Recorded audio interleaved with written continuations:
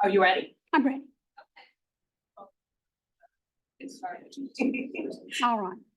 Hi, everybody. Thank you for coming and welcome to our workshop on current progress and new directions in delirium research. I'm Lucy Roberts, your primary host. This workshop is sponsored by the Division of Neuroscience and the Division of Geriatrics and Clinical Gerontology and the National Institute on Aging. And Sue Zeman is watching remotely. She's recovering from surgery and we wish her the very best. So before we get started, logistical issues, lunches and goodies, if you haven't already grabbed yours, are in the kitchen, which is right down the hall to the left. There are restrooms out in the lobby. If there's anything else you need at all, please let us know.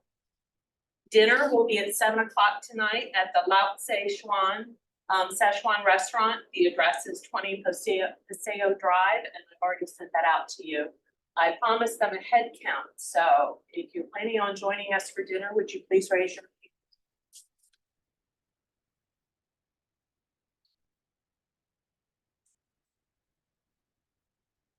Okay, anybody else? So you may have noticed we're a few smaller than we were originally planning to be. Got their flights canceled. So they're going to try to come for tomorrow, but so our first two speakers our first two speakers in session one will be zooming in. But right now, let's kick off the workshop with some opening remarks from, I'm sorry. There's a hand raise. Yeah. Oh, Basil. Yeah, I didn't maybe. Okay. All right. Let's get started with some opening remarks from Molly Waxter and take it away, Molly. Thanks, Lucy. Well, welcome everyone here in the room and all of you who are with us virtually. This is a real pleasure to be able to open the meeting and to see all of you. I see a lot of new faces and I'm looking forward to meeting you over the next couple of days. In sort of preparing some opening remarks, I did a little bit of historical sleuthing and looking back because I think I was there, not at the beginning, but near the beginning of sort of the explosion of research in delirium at NIA. And Sharon Inouye received a K08 in 1991 and launched her career in delirium research. And a few years later, she received an R01 to do an intervention trial on prevention of delirium. And then 10 years later, shortly after I came to NIA, Wes Ely received a K23 in 2001. And Wes, you were one of the first and new individuals. I inherited some grants when I came to NIA, but you were one of the first new ones in my portfolio. And I really feel that these two individuals helped propel the field of delirium research forward to what we're seeing today. I don't have numbers in front of me, but I can say with great confidence that NIA is the largest supporter of delirium and postoperative cognitive decline research at the NIH. And together with the Division of Neuroscience and the Division of Geriatrics and Clinical Gerontology, the program of research in these areas really has advanced and expanded enormously. Excuse me. For those of you who may be somewhat new to the field, believe it or not, even when I was stepping into it, delirium was not considered to be a disorder of the brain or to involve the brain in any way, particularly. It was sort of like an metabolic upheaval of the system that in fact, there may have been some involvement of the brain, but there was not a focus. And so with investigators such as Wes and Sharon and all of the many individuals who followed them, we've moved the field of delirium forward, I think, in a way that has helped us understand and hopefully design ways to intervene and hopefully even prevent delirium in older adults.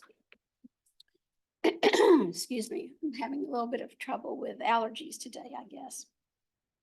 So they've helped us shift how we approach and how we think about delirium. And I think the other thing that these individuals have done is really provide many training opportunities and bringing many new faces and individuals into the field. And all of you have brought different perspectives and different aspects of delirium to what you're studying, what we now know, and hopefully how we'll go forward. Hear a lot about the process thus far, but very much look forward to hearing what you have to tell us today and tomorrow about your research, how you're moving forward. But also we want to hear from you about the gaps, where there are places that we still need to push and discoveries that need to be made.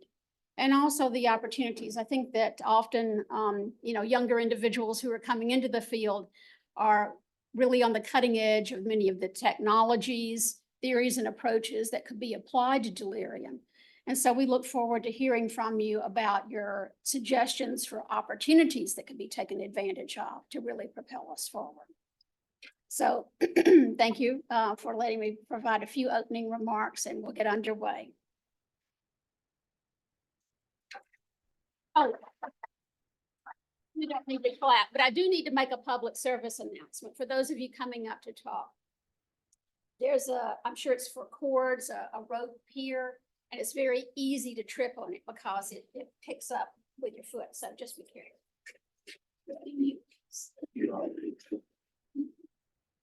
I'd like to ask the people online if you can hear us. Yes. Hear us okay?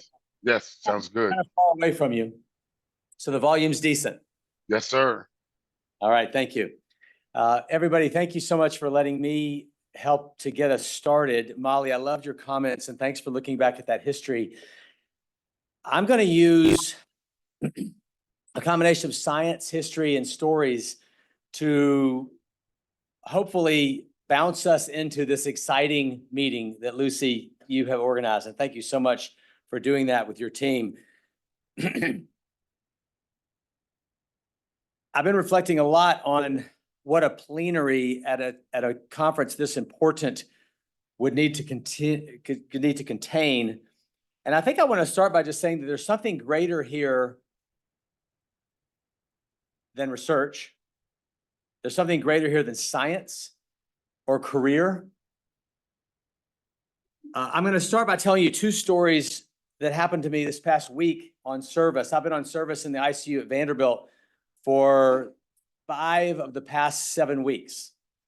That's a lot of service time. And last week when I was up there, a soldier was dying in the ICU of liver failure, and another woman was dying of black mold in her lung on my service.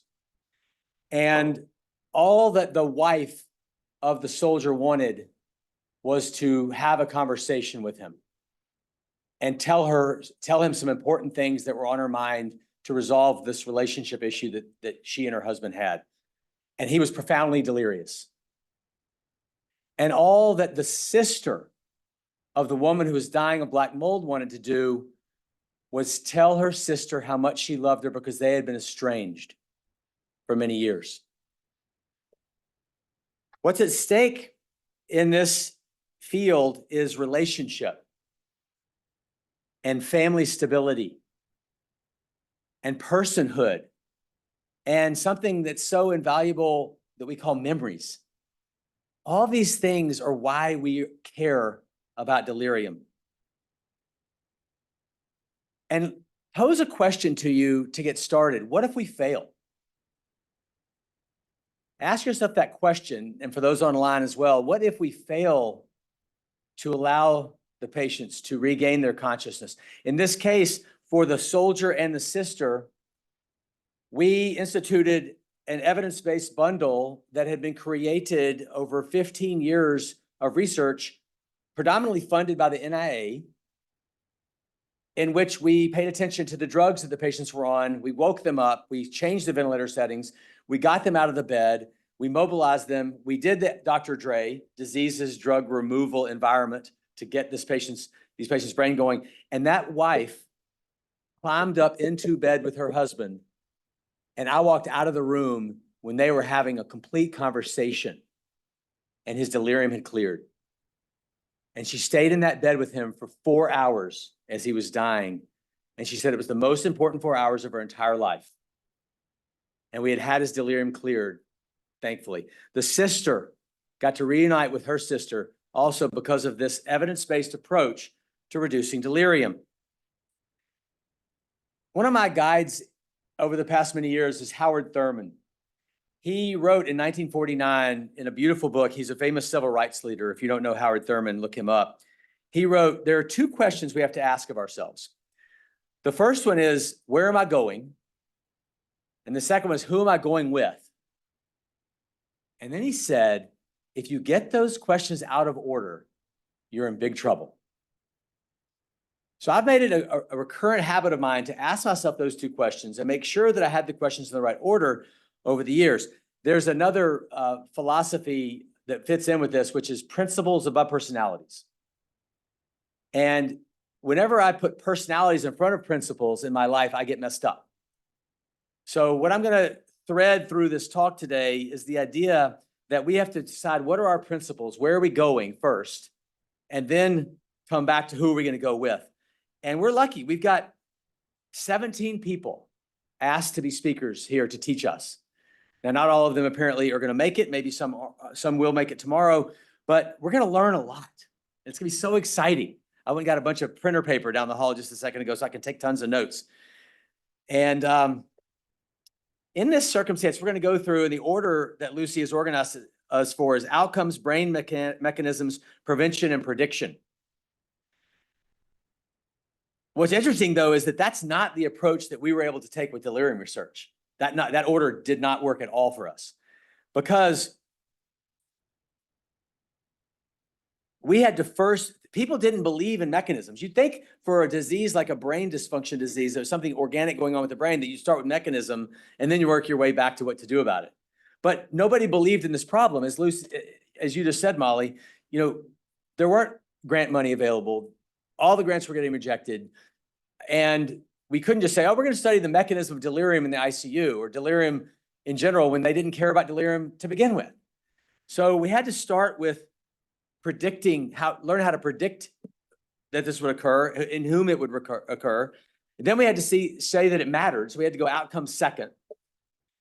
Then we had to go prevention. Can we do anything about it? And once we had shown that we could predict it, that it mattered, caused bad outcomes, and you could do something about it, then we could start looking at mechanism.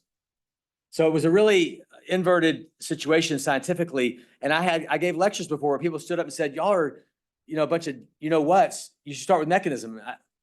Fine, show me $3 million to start with mechanism or whatever it would take, but it wasn't available. So we changed the order and it worked. Schweitzer said, the only ones among you who will be really happy, talking to scientists, are those who will have sought and found how to serve. And I mentioned that Schweitzer quote right here at the beginning of our meeting because we have to keep reminding ourselves that we are here to serve other people in what we're doing. It's not that we're here to serve ourselves and create a great career. That won't make us happy. And also, it's putting the questions out of order. So I'm going to start with prediction, and then I'm going to go to outcomes, and then mechanism, and then prevention, and then mechanism. And I'm going to use the power of human story and history to get us there. So starting off the bat, we have to know what it is we're trying to predict. Listen. Kyle Mullican, there's an apex predator in the corner. Are we really going to pretend this cat isn't about to pounce on us and tear us apart? He paused for a moment. I was convinced that if I took my eyes off of it when I was delirious in the ICU, he could have said, then this thing was going to kill us. My hands were restrained, so I couldn't defend myself. That went on for about a full day, and everyone thought I was looking at the monitor, and that was upsetting because I was thinking, I'm not the crazy here. You guys don't see this thing? Think about this experience and how real it was for him. One survivor had dreamed he'd been jailed for 5 years and his wife had died. The experience was so real for him that it took 2 years after his delirium and getting out of the ICU to realize this wasn't true, even though his wife was right there in front of him, day in, day out, clearly not dead. Another shared a story of hearing a gunshot outside his room and having his fingers cut off to keep him from telling others about the drugs being sold by the nurses. Another quote, "I've never had any of that," the patient said. "The hallucinations of jaguars, the drowning, but I couldn't pay attention to anything. I just remember brain fog and searching for words, even what I wanted to say, if it wasn't complicated, like I had rusty gears inside my head." And one last example of what we're trying to predict and get our head around. Lovemore's PTSD stemmed from his delirium he experienced in the hospital. Sometimes he had vivid, violent nightmares, even during the day, but those were beginning to happen less frequently. More often, he said, I've never gotten quite over this quote, if you think about it from a neuroscience perspective, "It's like my mind doesn't fit inside my brain anymore. I know this sounds bizarre, but my mind is slightly off. The way the color of a shirt just doesn't go with someone's outfit, or like the smell of milk that, while not rotten yet, is clearly turning spoiled." What happened to his brain that made him say that? That's what we need to answer and figure out how to predict and how to reduce it and what the mechanism is.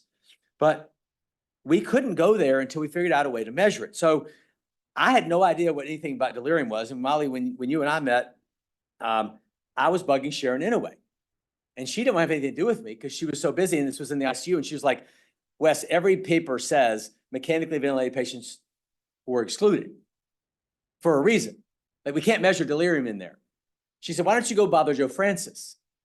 I said, "Joe Francis? Like, why would I bother him?" She goes, "He's there at Vanderbilt now." Joe Francis, very famous early delirium researcher, pre-Sharon Inouye or around that time. And he had come to Vanderbilt. And I walked in the room and he had this funky hat on. And I said, "You're Joe Francis?" He goes, "Yeah." And I knew all of his papers. And I was just stunned to get to meet him and say, "Wow, can you come with me into the hospital? I need to know everything about delirium." I just had this feeling that this is where we needed to go in critical care. And so he walked bed to bed with me for months and just taking me under his wing, taught me all about delirium. Here was a very well-known deliriumologist, geriatrician, basically a psychiatrist too, and taught us all this stuff. And so little by little, I began to see, here's how we could develop a tool and validate it. But I wanted to make sure I showed you how things can go awry even when you practice and plan carefully. So we did these validation tools, but I had an instrument rater and then a reference rater. And what if the reference rater is so busy and ADD'd out that he shows up 5-6 hours late after the original person? The patient's situation can change and the sensitivity and specificity are all over the place. That happened early on. So we had to fix all that, okay? What about in another circumstance I thought to tell you about, where in a very well-known institution and a very well-known paper, later on it came out that the deliverer of the brief tool in the ICU, as opposed to the reference rater, kept reinforcing to the patient, here's how you do it. Squeeze my hands whenever I say the letter A, and the patient would get it wrong. No. Squeeze my hands whenever you hear the letter A. No. Let me say it again, so make sure you get it right. So the patient then appears to not be delirious because they eventually get it right when they actually are delirious. So now you've got a disconnect and your sensitivity goes through the toilet. Or in another place in Europe, when we were testing these things, and a reference rater who had no delirium experience at all thought, if anything iatrogenic led to this, it shouldn't be called delirium. So the raters on the tool are saying, well, they meet the criteria, they're delirious. But he says, oh no, that's not delirium because it was caused by drugs or immobility and so that gets published and shows you a bad specificity. So these are things that we as a research team have to be aware can go wrong even with the best planning. Yet over the years, we kept building it. Many people around the world doing this work. I do not take any credit for any of this, but it was a family of people, a small family of people that Molly, that largely you and now Lucy, you have shepherded through this world of research. to help us. We can predict this. We can figure it out. And now, then there's the tools that are evolving. Biomarkers of the blood, biomarkers of EEG. And Shaniqua, Miles are going to talk to us about EEG while we're here. But if you think about water level, I want to make a comparison of this now as well. When the patient goes into delirium, they're below the level of the water of consciousness. But if they're a little bit delirious, they're right under the surface.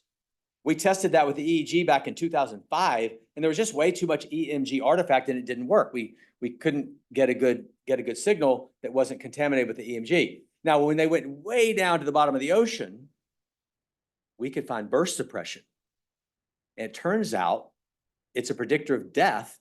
If you burst suppress somebody's EEG, have them go flatline with some intermittent bursts. So down here in the depths, we could use the EEG to help us. But in the lighter, lesser doses of delirium, that's where here in 2024, we need to start being sifting through and advancing our abilities, et cetera, both with blood biomarkers and electrical biomarkers to find our way forward. So in the area of prediction, we absolutely need to move that forward. And we're going to hear about that while we're here. If you move on to outcomes, which was our second thing to go to, again, I'm going to try and bring this to life for you just with a couple of examples. A guy named Rob Harmer, executive, former engineer, brilliant mathematician, came in the hospital, got necrotizing fasciitis, and he was absolutely perfectly healthy in the prime of his life. And afterwards, his wife, who was a delirium nurse, by the way, Bonnie, said to us one day, she described them going to the store in Chicago on a trip. She says, we were walking through the department. Rob got sidetracked. This is 2 years after his critical illness. I'm talking about outcomes of delirium here. As was common by this time, he was always getting sidetracked and decided to buy a 15-foot long stainless steel countertop that we didn't need. Bonnie remembered her confusion. Rob bought ratchet straps to tie it to the top of their car, then struggled. Wes, this is a guy who grew up on a farm, mechanical engineer, and he couldn't figure out how to work straps on top of the car. I imagine it in the parking lot, him tossing it aside, just saying, screw it, we'll go back home without it, having wasted the money and the time. But this is the sort of thing that gets people extremely frustrated when they have an ADRD after a delirium episode. It's got to be so hard for them to process. Another example, Sarah Beth Miller, she was one of the first engineers for AT&T, and she went into the ICU, had a garden variety ICU stay, and afterwards was complaining that her brain didn't work anymore. And we checked her complete neuropsychological testing, one of which was an IQ test, and it was 115. We told her that's fine, 15 points above normal of 100, and she freaked out, jumped up, started running around the room, upset. She said, I used to be 148. And as I stared at Sarah Beth's MRI, I saw immediately that she'd lost a huge amount of actual tissue. The sulci were much larger. The ventricles filled with fluid had grown to fill the void left by the disappearing brain tissue. Millions of brain cells were missing. It was as if tons of rich soil had been removed from a garden, leaving behind puddles of muddy water and a few wilted perennials. 2 areas of her brain showed especially significant degeneration, the hippocampus and the frontal lobes, regions that specialize in memory and executive function. This made sense. Sarah had told us about how forgetful she had become and how she had been unable to organize her life. It was sickening to look at it, but I couldn't pull my eyes away. I saw the scan of Sarah Beth's badly damaged brain as a map of her muddled, entangled thinking, visible confirmation of an invisible disease. And yet, with all of that disease, you'd think that we would have people falling over themselves to give us money to study this, and everybody rejected our ideas. The Alzheimer's societies, et cetera. The first people who gave us any kind of support for this was the UK Alzheimer's Society, and I don't even know why they did it, because they really had no reason to invest in it when everybody else thought that really the predominant thing to study for dementia should be in Alzheimer's and Alzheimer's family diseases. But they did, and we got some data, and then we came to the NIA. And Molly helped us shepherd through a grant called the Brain ICU Study, which allowed us to conduct a cohort study to find out what happened to people's brains after they had ICU delirium. And eventually that study was published in the New England Journal about 10 years ago. in 2013, and the NIA realized, wait a minute, we have a family of diseases of the brain that maybe we should expand to call something different. ADRD was born, related dementias. And what I want to challenge our group with today is how hard do we work and how far do we push to expand that? What do we try to get under the umbrella of ADRD? For example, if you take a new disease, and I brought a printout of just a 3-day-old paper. This is our New England Journal paper, Long COVID Defined, that just came out 3 days ago.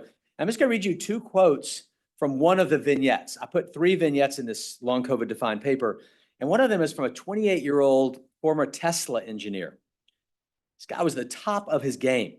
And listen to how he describes his long COVID. My long COVID life remains terrifying. Last weekend, I washed my car, dried it, put it back in the garage. Then I got violently sick and could hardly get up to get food. I was unable to even call my mom. I'm a shell of myself, but my physical issues aren't half as bad as my brain problems. It's hard to describe. You can say brain fog, but that doesn't even come close to doing it justice. At work, my brain is just begging for rest. It's happening in there. Listen to the rest of this. I struggle with finding words and completing tasks. By the way, his COVID wasn't even bad. He had mild COVID, but he did have delirium during COVID. He never was hospitalized. Person was never in a hospital. He was outpatient the whole time. And this is what he says. I'll get to a word. I just cannot think of the word. I'll be like, give me a moment. And I'll go through brain cycling through my words. This week, the word was consistent. I couldn't think of the word consistent. I kept thinking it was coincident or concentric or constant. I used to build prototypes multiple times a week. And now if I do anything on the job, I'm pretty much wiped for a week. I mean, I've had to dig real deep. I'm scared. That's why I started by saying there's something more here than career or research, the lives that are at stake. So now I'm moving to prevention. Prevention of what? Prevention of delirium or prevention of what he's just described on the back end? I say both. Frailty, ADRD. So we've created through a bunch of grants that the NIH funded to give us a path. Those 2 patients I told you at the beginning, they got a thing called the ABCDEF bundle. It's extremely data-driven. I mean, we have over 30,000 people in the ADEF bundle studies that show that there is a dose response. The higher you go in implementation, the better you go in survival, shorter length of stay, less bounce backs, less nursing home transfers, less delirium, less coma. It all gets better when you implement this at 60/40 or at 80/60% compliance. And yet, during COVID, the whole thing fell down. And we have to rebuild it. Now, people here, like Baron, you are working very hard on how to rebuild this. And you're going to try and help us figure out how to rebuild it post-COVID. How did people do it pre-COVID? I've got a great story here by a woman named Jet, a nurse, and she was just a go-getter, not a scientist, not high-end academic, et cetera, but she came to a group of 10 hospitals in California to implement this pre-COVID. And this is what she said. I told them what sedation did. I told them what tying patients down in bed did, how they couldn't walk or have their jobs, or how they lost their spouses or their families, how they said they'd rather be dead. I had nurses crying. They thought that they were doing the right thing because that's what they'd been taught. They said, we didn't know. I said, I didn't know. I'm learning all this stuff too, but we're hurting people. We're breaking their brains. Jet had tears in her eyes as she remembered. She looked back at me. That's what got people hooked. And that's why I decided to tell y'all some stories as we went through it today, because I want us, as we're going through the science the next couple of days, to keep these people's stories in our RAM. Keep it straight up there in our RAM, because that's what we're here to talk about, is creating a research portfolio that unpacks the exact nature of this disease process that occurs during delirium, or the family of diseases that occur during delirium, And then what happens to these people, the Rob Harmers and the Sarah Beth Millers, or the Matt Fitzgeralds in his long COVID state afterwards? And that brings us to the last of our 4 categories, which is brain mechanism. And I have to say, I have renewed hope that we are really going to make some headway here. Dr. Terrando, Lahiri, Graham, and Camilla going to speak in that section on mechanism. Doctors Price, Newman, and Brummel are going to talk to us about in the areas of prevention. And all these things are going to intersect. I haven't mentioned everybody's name, so I'm not trying to be totally inclusive here, but I am so excited to hear how we reflect back on each other's areas and build on one another. And I think that's the genius, that Lucy, of what you've done here, is to get us all in the same room to do this. And maybe it's a long time coming, but here we are. So let's make it count. In closing, I just a few last thoughts. The 2 characteristics that I grab a hold of when I think about where to go next in my research, the first one, which I know I don't have, is humility. And the reason I say humility is that we must be humble as we approach this over the next couple of days and then over the next couple of years, to realize that a humility and saying, I don't know. How about the 3 courageous words that I try and remind myself of? I need help. I try all the time say to my wife, I need help. To my colleagues, I need help. To Shaniqua, I need help understanding what your data show. This sort of approach puts us in right place to receive one another. There's no place for showing off what we know. The place is to say, I don't know, I need help. Can you help me understand so I can move forward? That's what Joe Francis did for me. It's what Sharon Inouye did for me eventually when she one day said on the phone, Wes, why don't you call your new tool the CAM ICU? Which I never would have said because I was being respectful of her. But when she said to name it after her original, it had the same format. She was being humble and generous and kind. The next thing, though, is wisdom. We have to exercise wisdom because we can't go down every road we think of. You just can't. You got to be careful with it. Augustine said, too late have I come to love thee. Speaking of wisdom, too late have I come to love thee. We have to respect wisdom and ask for wisdom and help each other gain wisdom to try and figure out which of these 10 different roads can I take over the next 2 years to make the most sense out of what I don't know, what I'd help with. Read Arthur Brooks's book, Strength to Strength. In this room, there are people operating on different types of intelligence curves. There's your fluid intelligence curve, there's your crystallized intelligence curve, okay? I am clearly an old guy with gray hair who's hopefully at some point going to be operating on my crystallized intelligence curve, whereas most of you in the early and mid parts of your career are operating on the fluid part of your intelligence curve. Fluid early, crystallized later. So you have to make that jump. His main point in the book, Strength to Strength, is that without leveraging both types of intelligence, we lose. He made all kinds of fun of Google because they had no old people in the room. They had all these 25-year-olds in the room. He said, where is your crystallized intelligence? You're hurting yourself. You're going to miss out. So let's just recognize that. You know, I was thinking when I was at the height of my fluid intelligence, when I was 32 years old, 33 years old, starting out this delirium research, I had this idea. We had decided how we get people off ventilators sooner. And I looked something up yesterday. I'm about to give you the data here. Like you, Molly, I looked something up and I was shocked. I had done this first research project I ever designed. And it was I got to get people off ventilators faster. This is messed up. And it worked. And this first project that I designed, we published in the New England Journal of Medicine. And that was in 1996. And then my mentor, Bill Hazard, one of the fathers of geriatrics in the United States, said to me, okay, now pivot to the elderly. And so I decided, okay, I'm going to pivot to the elderly. Instead of a protocol for everybody, I'll make a protocol for the elderly. And on my computer, I created a folder that said elderly protocol study. And today it still says elderly protocol study. I left the folder there. But as soon as I went to design that protocol, I had to take 10 steps back and realize, well, Wes, you don't know where you're going. Remember Thurman's 2 questions.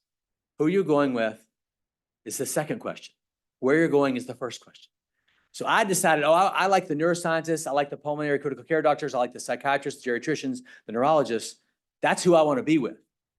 And I wrote a Beeson grant and it got laughed out of the room. Because I was more concerned about who I was going with than I was where I was going. And I had to have sage advice from Molly. Wes, what about this? Let me take you in a slightly different direction. What about if we ask the question this way? People started sharing their crystallized intelligence. They're helping me. And so we reframed it. And then I was telling my mom how sad I was about these rejected grants. And she said, have you read Aerosmith? She said, you've got to read Aerosmith. So I'm reading now again, last thing I'm going to read to you. At her urging, I dove into Sinclair Lewis's 1925 novel, Aerosmith, immersed myself in the story of the physician scientist, Martin Aerosmith, feeling the sense of absolute purpose for which he followed his art, seeking truth through science at every turn. I saw nobility and transcendence in his dogged pursuit of research, in the faith that he would find answers that could change medicine for the better. If I had to choose between 80% clinical and 80% research, I knew I had to follow Aerosmith's footsteps. They were too alluring. So that's what got me realizing that the lung bone was connected to the brain bone. That folder, I've never gotten back to the elderly protocol study. And right now it has 6,884 files, 631 folders, and 7.5 gigs of data. And I've still never gotten back to the original idea because I'm letting you all teach me where am I going and then who am I going with? So remember the question that I asked you at the beginning. What if we fail? What's at stake? If we do this right, we certainly won't fail. Thank you.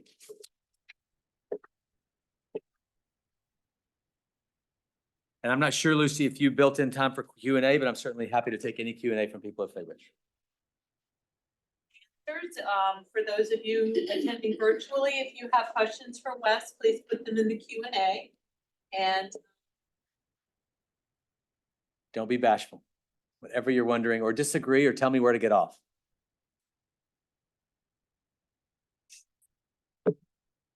Well, Wes, this isn't really much of a question, but just a comment. I just wondered your reaction to it or anyone else in the room. So as morbid as it may sound, during COVID, when delirium was being recognized in individuals with COVID, I sort of did a silent cheer to myself because this is the first time that I felt that people, it was like people are recognizing it. This is great. Yeah. And it's a terrible thing that individuals with COVID were experiencing delirium, a terrible thing.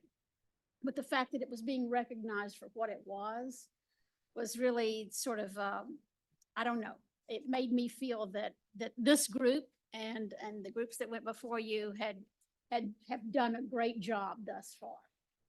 Thanks. I love your comment. I'd love to hear from other people too. But during the pandemic, I and others described delirium as the epidemic within the pandemic. And it was really a profound problem that was recognized. And we started getting emails from doctors all over the world. And we created the COVID-D study, the COVID delirium study, which we published in Lancet Respiratory. And in 2 weeks, we enrolled 2,100 patients from, I think, 12 countries or something into this COVID-D study. And we proved that it was an absolute tragedy within the pandemic. So you're right, it finally got delirium on a world scale. And it has gone on, by the way, to really help launch a lot of research programs. And it really propagated tons of grant money, et cetera. So it was super sad, but it kind of came of age. Other thoughts or comments? Shouri. Wonderful talk as usual, Wes. Shouri. What more do you think we need in order to be able to say or consider delirium as a modifiable risk factor for dementia or dementia progression? You know, why can't we say that with more of a full throat? Okay, so yeah, the question is, what more do we need to say that delirium is a modifiable risk factor? So remember at the beginning, I told you we first did prediction, then we had to move to outcomes. First off, people who are stuck on RCTs can't get around the fact that we can never randomize people to delirium, no delirium. So you can't do a randomized controlled trial and say, well, here's the delirium group, here's the non-delirium group. Obviously, you can't do that. So what we had to do, and what we need to do is design cohort studies that can have the best, most robust methodology to deal with how to figure out the independent relationship between delirium and that dementia. We've done that pretty darn well. I mean, there are some very, very high profile papers that have shown that delirium has an independent, striking, strong, and dose response relationship with the acquisition of ADRD. I think what hangs people up is that interventions that we think would reduce delirium don't end up reducing delirium. So I get frustrated about that. I'd love to know what others in the room think about this. Aaron and Nate, you might have some comments. And then the other thing is just that people are still resistant to recognizing ADRD as a public health problem. Working at NAM right now, I'm on a committee for TBI, traumatic brain injury, and TBI itself has had a problem having recognition. And there you have people, in wheelchairs. I have a daughter who has chronic TBI. She's not in a wheelchair. Hers is invisible, but her TBI, my daughter Taylor's, is kind of like PICS related ADRD, where it is totally invisible to most people. So they look fine. And they say, nobody thinks I'm sick. Nobody thinks I have a problem. And it tends to get discounted. In that sense, that's one of the reasons I think that putting long COVID related brain dysfunction, ADRD, into the camp of this is a useful idea. And the NIA has bought into that. The NIA gave us a very nice grant. Laurie Ryan shepherded it through the COVID area of NIA. And so they're saying we can consider long COVID as an ADRD. But I think that's it, Shouri, is more well done cohort studies and a better somehow building a public platform that acknowledges this as that there's a driving unmet need to deal with ADRD after delirium.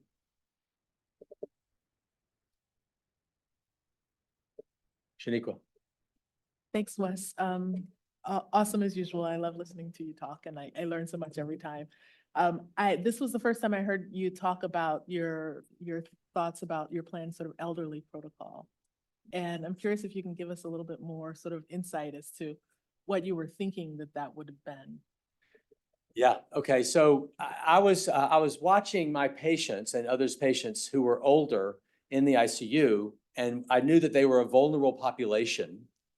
And we had figured out how to get all age groups off of a ventilator faster and out of harm's way, because while you're on a ventilator, you're exposed to a lot of things that can really hurt you. And so I thought, oh, well, there's a funding agency that wants to fund studies that are for the elderly. That means above 65 or above 70, or the older Bill Hazard got, the older that number got. And I didn't know what that would be. So I started analyzing databases to see. We analyzed 2 large databases and published both papers in the Annals of Internal Medicine. And I just thought that it was going to spit out, oh, here's the areas that the older people are more vulnerable with in this area, and we can tailor the protocol to that. So I didn't know what it would be, but I called it early protocol study. Let's go and change the way we do the ventilator weaning, or something about the way we handle the older patients in the ICU. The thing that came out of that was that what got them in the ICU, which was respiratory failure and need for a ventilator, they recovered just as fast as the young people. They did not have a slower recovery from that. But even though they recovered from their admission diagnosis as fast as the young, they had more bounce backs and more death. So then we had to say, it's got to be non-pulmonary. It's got to be not what got them in here. They had to acquire a new problem. And so we asked ourselves, what could they have acquired very quickly in the ICU? And I thought liver, kidney, brain. And then we stuck with brain. But it was a total hedge. And that was when we went back in with the Beeson to say, let's study the brain, let's study delirium. And that was when Molly and I developed our relationship, and we thought we were onto something. Thanks. Anybody online? Question? Thank you. Wes, thank you very much for the excellent talk. May I get your opinion on how AI, artificial intelligence, can play a role in detecting, preventing delirium, and predicting the effects of certain interventions? What type of data do you think are most important for training an AI tool? I will start by saying that I'm certainly no AI guru at all. This is not my area of expertise.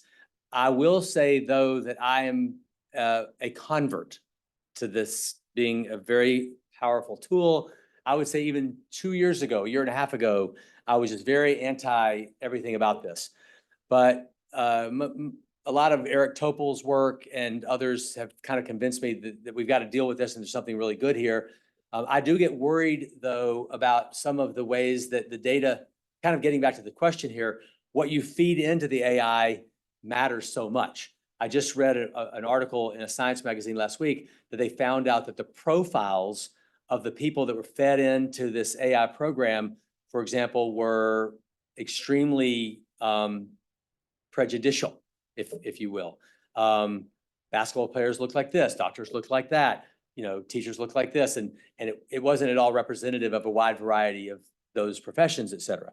So what we can do with delirium and AI, I really don't know. I think it's irrelevant. I haven't seen anything on our docket to talk about that while we're here, but I'd love if we did.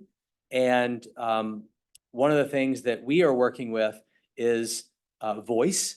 We're working with voice recognition and voice messages for people who are delirious in the ICU.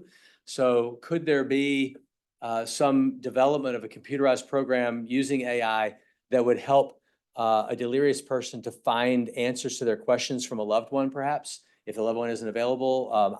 These are some things we're working with. We have a program now called Voice Love, where we're going to allow loved ones to give voice messages to their loved one in the hospital, even if they're on the other side of the world, and vice versa, and where the healthcare professionals can send voices, like the phone becomes a walkie-talkie. And we're going to collect data from that and analyze it using qualitative research, qualitative and quantitative data, to see how we can use it. And we have AI people who are going to mine that database as well. So I'm kind of a novice in this area, but I love the question. Thank you. There you go, Dwayne. Okay, so we're going to take a break now, and we will come back at 2 o'clock. And thank you very much, Wes. That was wonderful. We'll come back with session 1. I wanted to let you know that Miles also was not able to make the meeting.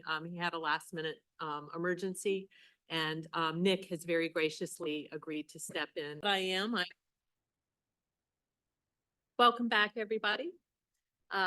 Wonderful hostess that I am. I forgot to do the round robin of introductions at the beginning.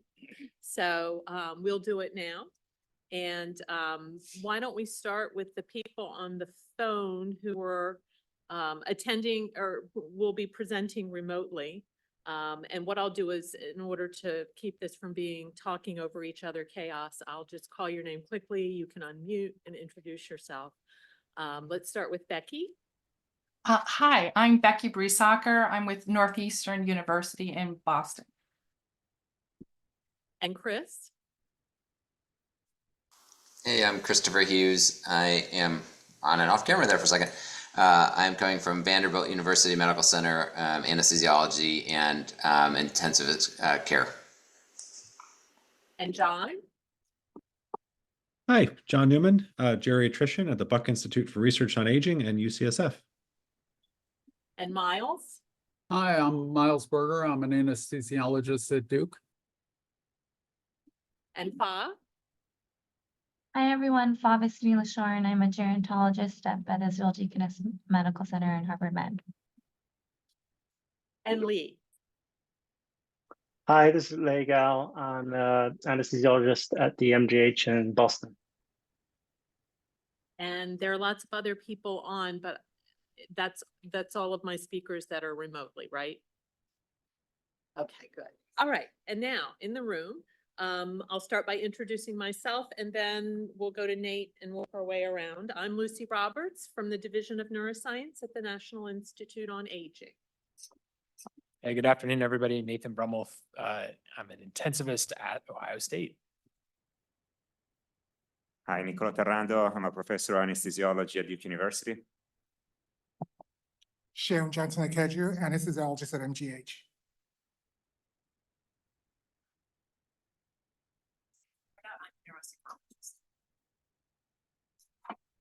Shouri Lahiri from Cedars-Sinai Medical Center. I am the director of the Neuro ICU. Caroline Sparazza, also at the Division of Neuroscience at NIA. Wes Ely at Vanderbilt University. Ben Palanca, I'm a cardiac anesthesiologist at Washington University in St. Louis. Hi, Biren Kamdar, pulmonary critical care at UC San Diego. Liz Whitlock, I'm an anesthesiologist at UCSF. Hi, everybody. Shaniqua Williams-Roberson, neurologist at Vanderbilt. Hi, everyone. Stewart Graham. I'm an associate professor at OUWB. I'm a Shamir, the neurologist and professor in the Science at Johns Hopkins. Great, thank you. Thank you. And over on the at the satellite table is Donald and Brianna from Last Minute Meetings. Donald's been helping you with your travel, and Brianna is our science writer, so make sure that she can see and hear you.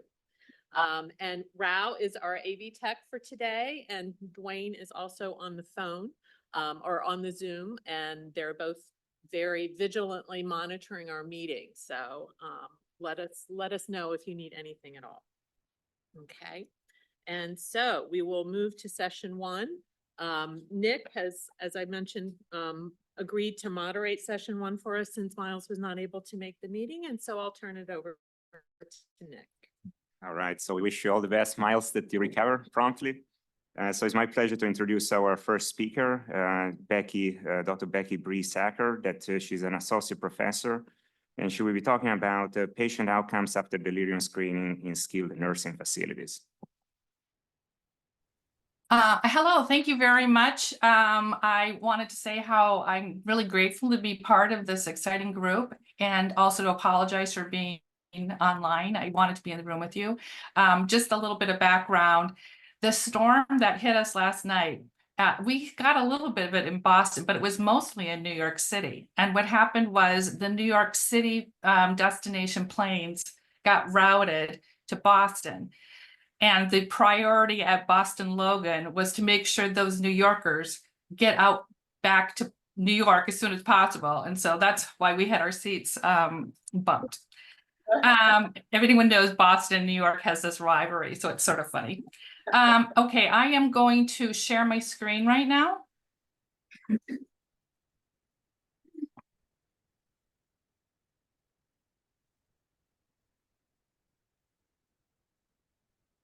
I hope this is okay. I can't tell. Can you put it in slideshow mode? There. There we go. Thank you. We're good. Thank you. You're welcome. So in speaking with Wes's priorities, I'm going to take us into the world of the elderly. In fact, one of my main missions, I think, is to make sure that we keep talking about how important it is to research in this population who for very long are excluded from a lot of our research. So today I'm going to talk to you about cognitive and functional change in skilled nursing facilities and differences by delirium and Alzheimer's disease and the related dementias. I have no personal financial conflict of interest. And this is my list of my wonderful collaborators who are the reason why we're able to produce the research that I'm very proud of to share with you today. So the overview of my presentation, I want to briefly orient you to delirium within this setting since it's not as well known and researched. I'm going to highlight the main results from my research project that has been supported by NIH, clarifying relationships between delirium and Alzheimer's disease and related dementias. And then I'm going to focus most of the work in our latest research, which I will let you know has not been presented publicly yet, and so you will be the first to see. And our main outcomes for that is to compare changes in cognition and functioning among short-stay skilled nursing patients who have been screened, and some have delirium, some have a new diagnosis of ADRD, and some have both. And then you can see that in comparison to the patients who have neither. So just a quick scenario, there are 3.2 million elderly Americans who receive care in skilled nursing facilities and nursing homes. The distinction between the two is that during the initial stay, and you're in a short-term stay, we call that skilled nursing facilities and you're usually coming right out of a hospitalization and you can't return home because you need some care, usually rehab services. The other half remains in the nursing homes long-term. They are not able to return home and they're in long-term until their death. So delirium in skilled nursing facilities. Delirium is often present at a skilled nursing facility admission. And when we do assessments in academic post-acute care sites, we have found as many as 30% of new patients who enter these facilities they have delirium. So our previous research that we've been building off of finds that delirium increases the risk of death and definitely transfer to long-term care. And patients who have delirium are much less likely to be discharged home, which is always the #1 goal of people who enter these facilities. We've also found that if you are positive for delirium, you're more likely to start receiving psychoactive medications within 7 days of your admission that you weren't on before. And we've also found that you have a higher risk of a new diagnosis of ADRD if you've got delirium in the SNF. This risk is obviously complex, but the risk is highest for patients in their first days after they've been admitted. And they're the ones that we found have the least cognitive impairment. And so we're just raising with some of this research the need for us to understand whether this ADR diagnosis in this setting and while someone has delirium is potentially inappropriate. So this research I'm going to focus on here is whether poor outcomes that we've already observed here may be related to the role that delirium plays in diminishing our patients' abilities to recover their cognition and their physical functioning. So I'd like to also introduce some of you at least to the idea that this patient population is some of the best documented of all of the people in our healthcare systems. We have something called the minimum data set. And it's used in both the skilled nursing facilities and also in the long-term care. And since 2010, it has been a priority to have a delirium screen of people who come into these settings, and we use the confusion assessment method for detecting delirium. And it is required, it's mandated. And it's part of this larger data set that is very rich with a lot of detail about people's status when they come into the facility and how they're doing while they're there. And there are over 400 items of clinical assessment of these residents in all of these nursing homes. These occur on admission at quarterly intervals and whenever there are major changes in status. And there's lots of research on validity and reliability that has been demonstrated with these data. And major domains, they have clinical status, they have physical functioning, they have psychological status measures, there's also some social functioning, and there's things like end-of-life care decisions. So this is the section that is on the CAMs. You can see it here, and for those of you who know the CAM will recognize this. And again, Sharon and Way's work has been incorporated into these standard assessments. So one of the other things that's really great about these data sets is that they are linkable to other Medicare data, which is, gives us lots of information about how patients are cared for. We have Part A, which is their inpatient care. Remember, in this setting, most of them are coming from the hospital setting. So we have all this information about what happened in their care while they were in the hospital. Part B, we have a lot of outpatient information. Part D, we know the medications that they are receiving.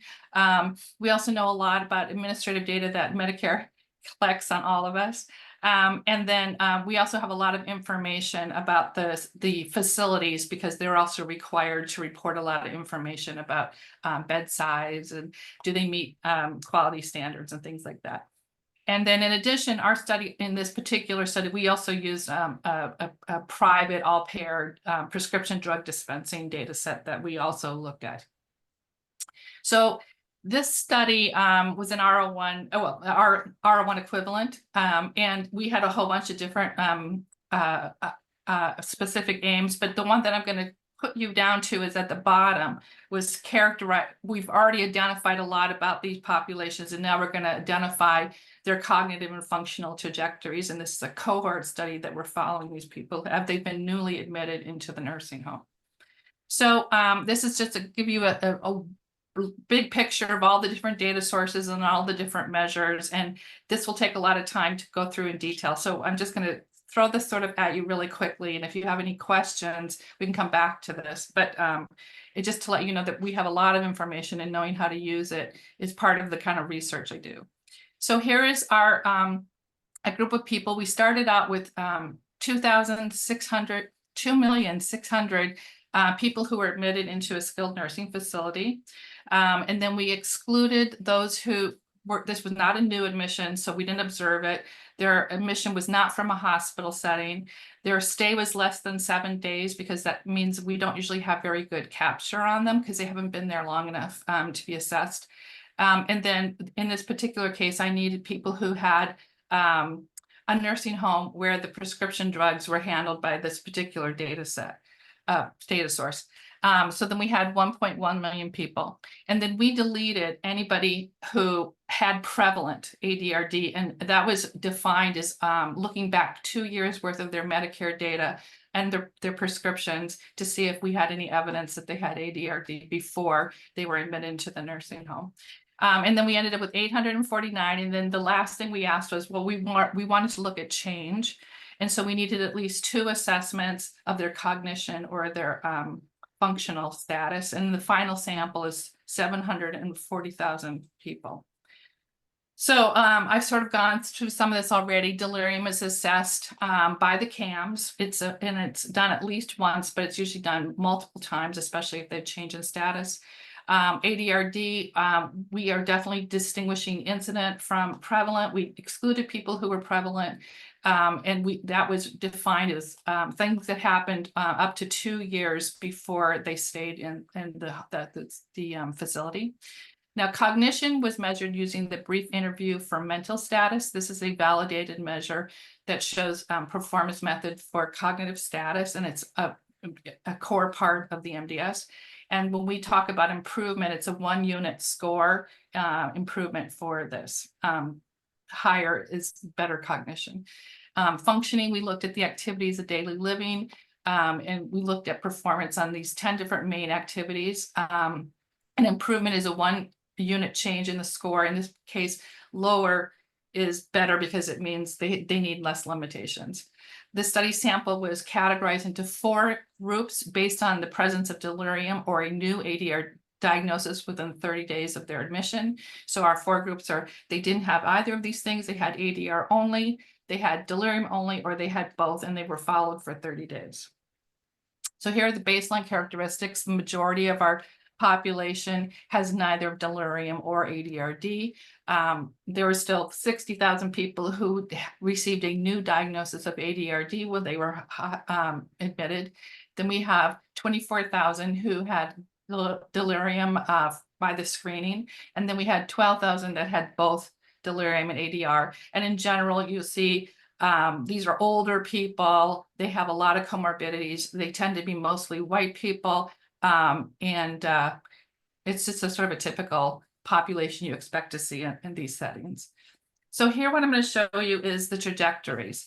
So the way to read this is the 30 days across the bottom. And then what we're showing is the percentage of the groups that they had. It's improvement, but you have left over the people who didn't improve. And these are our 4 groups. So the ADR only is the solid one. Both ADR and ADRD is the dashed line. The delirium only is the wider dashed line. And then the bottom one is the neither delirium or ADRD. And as you can see what we expect, which is you start out with people at the top, 100% of people haven't improved yet. But over the period of time, you see the groups start falling out in differential ways, depending on whether they've had ADRD or ADRD. And you can see the group at the top who have both are the ones who are least likely and taking the longest to make any improvement in cognitive functioning.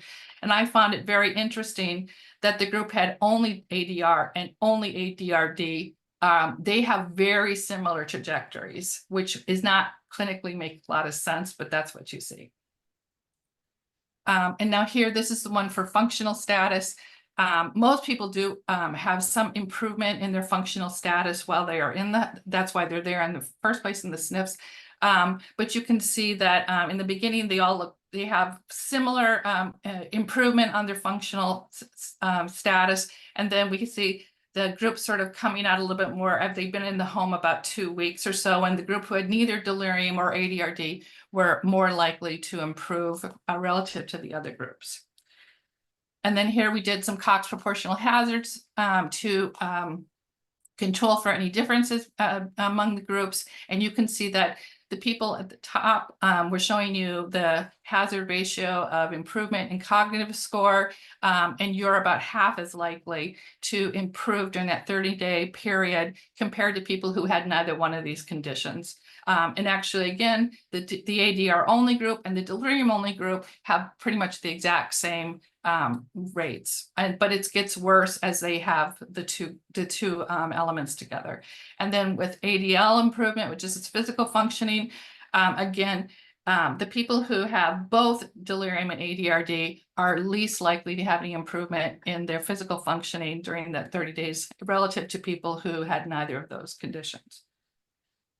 So we have lots of limitations. It's an observational study. We don't have complete information, and we know for a fact that a lot of these databases underreport outcomes, particularly delirium and ADRD. And the potentially misdiagnosed ADRD is an unexplored area of research that I think we should be spending more attention on, because once they have this diagnosis, it doesn't go away. It stays with them and it affects the care that they get. And then these results are based only on nursing home residents who have traditional Medicare. We don't have sufficient evidence on the group who have the managed care type of Medicare called Medicare Advantage population. So with that, I went through this very quickly, but I can take any questions.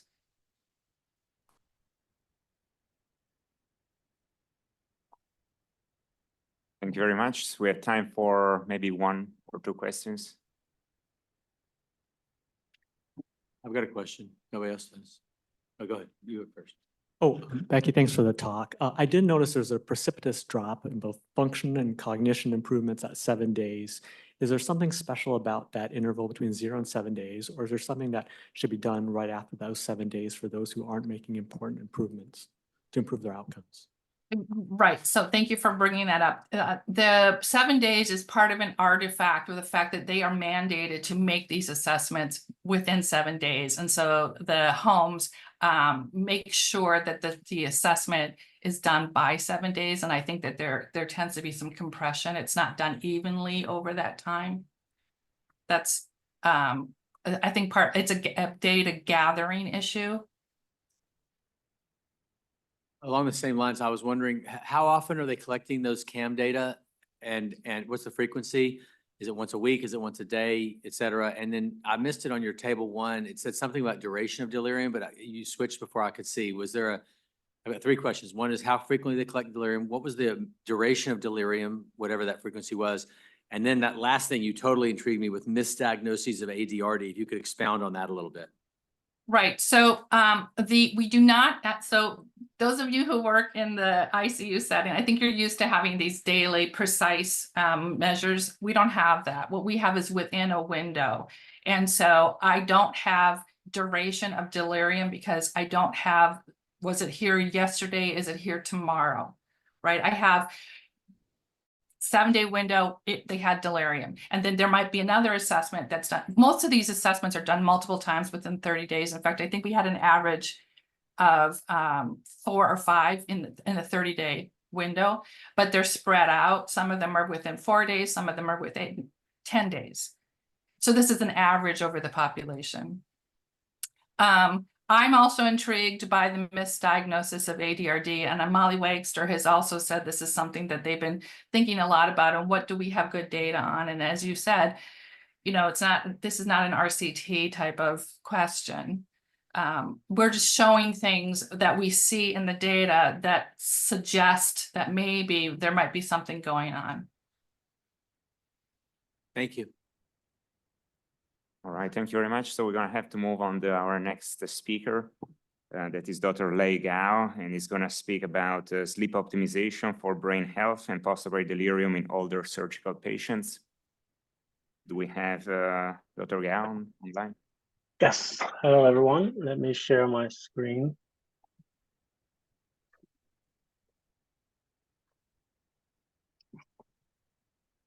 Can everybody see this? Okay, we're not seeing the slideshow mode, sir. Did it display on another screen? Yes. Let me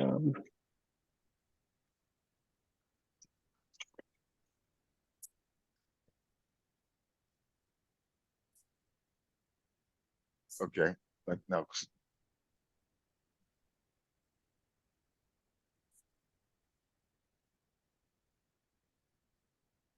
how about now? okay, no, so we're not seeing anything. Let me hold on.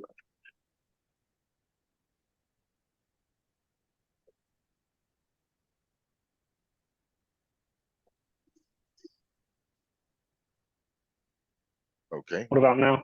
Yes, sir. You can go back to your first slide, the title slide. We're seeing your conflict of interest slide right now. Yeah. Hold on. Why wouldn't it let me go back? If you're using the arrows, you can hit the up arrow. Yeah. And it'll go back. Yeah. Why my? Well, I'll use here then. Okay. Sorry for that. Yeah. So, thank you for inviting me, Lucy. Apologies for the technical issues. So I'm going to switch gears a little bit and talk about sleep and circadian or behavior, daily life rhythm optimization for delirium in surgical patients. So three parts, a little bit about the background and why this is important, and then take you through some of my earlier GenStar R03 work with epidemiological links between sleep and delirium, and then I'll finish with some of the current and ongoing observational clinical trials. So, ubiquitous to most species on Earth, most have developed or adapted themselves to the circadian control system with a 24-hour light and dark cycle.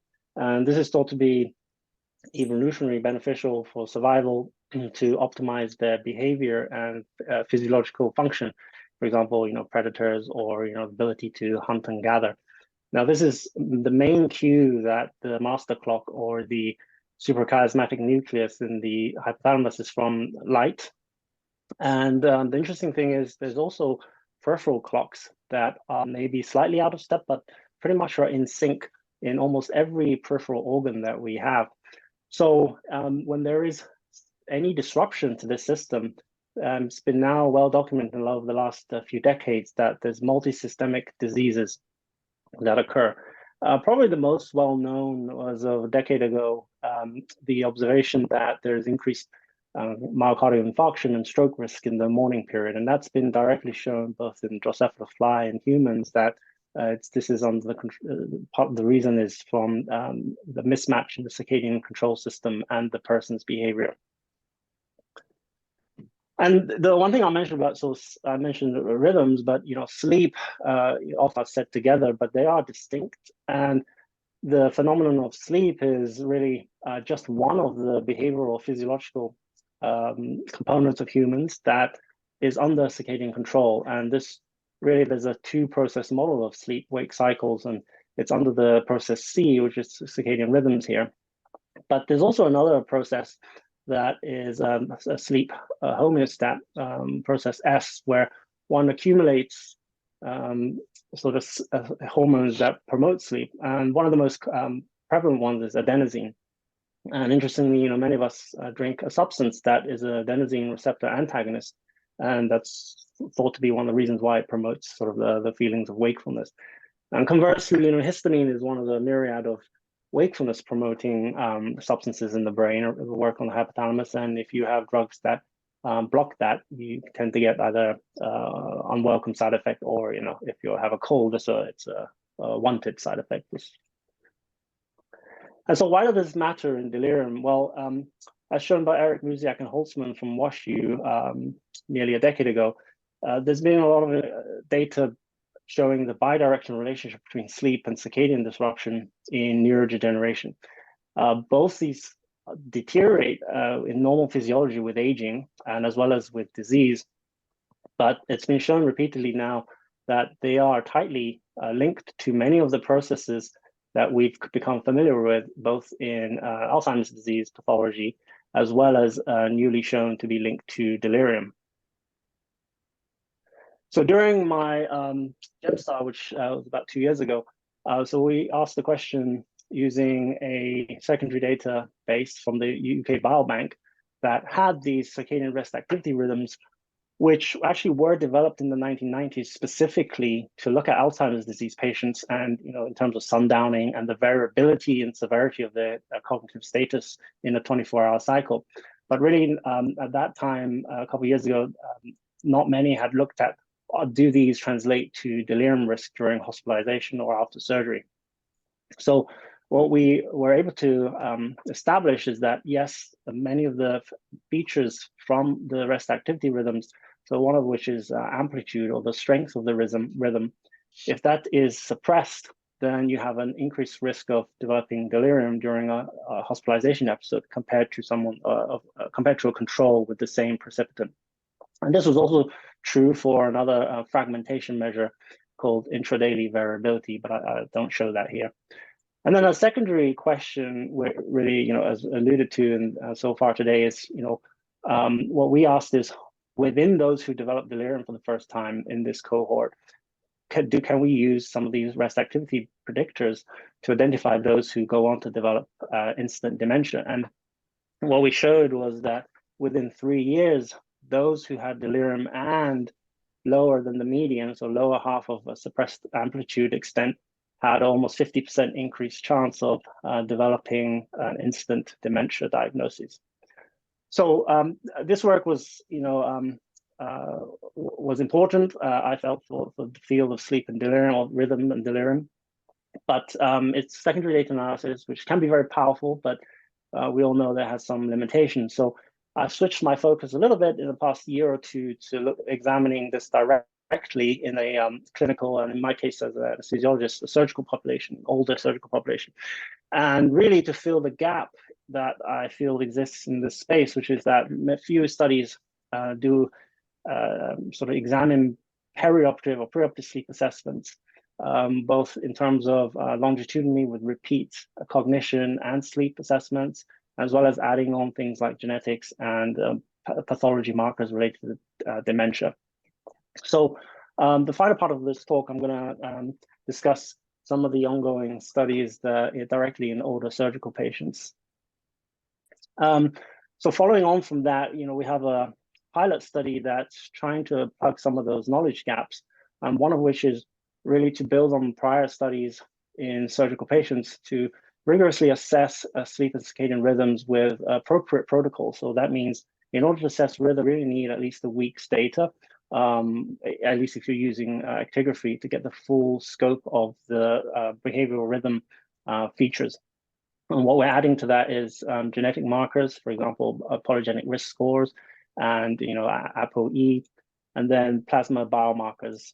And then we're going to put this in using traditional and sort of non-traditional deep learning methods to identify either individual or a combination of features that best predict the risk for postoperative delirium.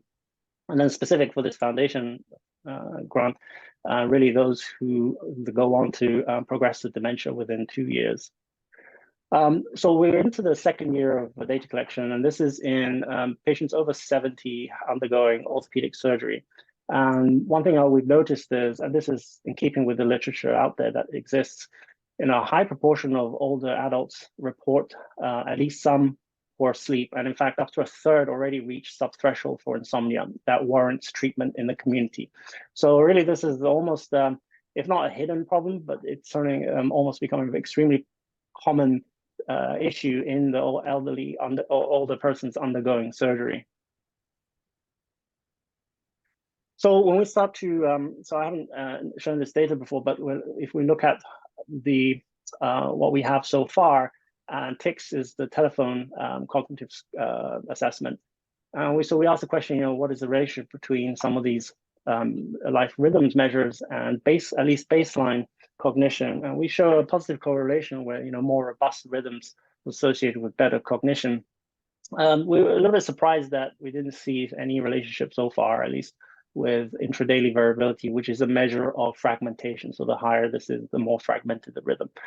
Because in Alzheimer's disease patients, this is one of the more sensitive features in predicting poor outcomes. But I guess most importantly, when we put this in a prediction model that controls for age and baseline cognition, we do find that both amplitude and fragmentation are borderline predictive at this point in our pilot data for postoperative delirium cases, at least in this particular surgical type. So, while this is sort of exciting pilot data, it begins to address some of the knowledge gaps in this field, but this study is still limited in scope with the sample size and, the lack of what our lab is really trying to get at is tracking the trajectory of sleep and rhythms alongside cognition in terms of follow-up after surgery or major stresses such as surgery. And so we've just initiated very originally named Sleep POD2, where I'm working with a sleep scientist, psychologist, Michael Smith at Johns Hopkins, who has done a lot of work in orthopedic surgery patients. And they are in Baltimore able to help us recruit more Blacks and Latinos as well, which is another innovative aspect of this project. But here we've designed a protocol such that we're getting a comprehensive ambulatory study using self-reported sleep diary, actigraphy, as well as some EEG, 3 nights of EEG. And then we're going to do pre-operative as well as post-operative tracking alongside cognitive assessments. So not only do we get their actigraphy and sort of that we can derive some of the measures of life rhythms that I showed you, we also get continuous ECG, which opens up a whole different avenues of physiological data, which is a particular specialty or interest in our lab.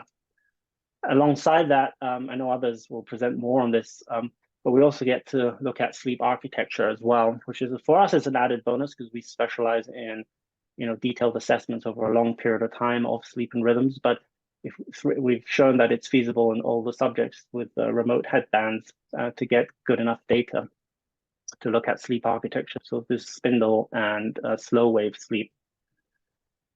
And then some other things include in 10 patients so far, we've collected this protocol.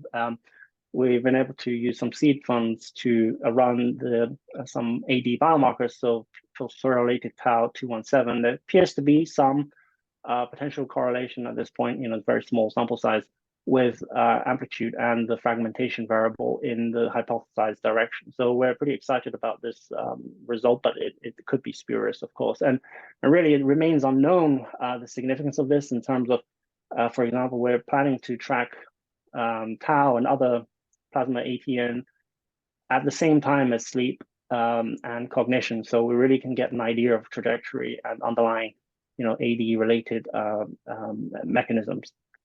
And as a sort of additional thing, we're specializing in this is an FDA-approved Holter monitor we've developed, and we can get a PPG measure, photoplethysmography, which gets, and this is from a 72-year-old female getting her hip done.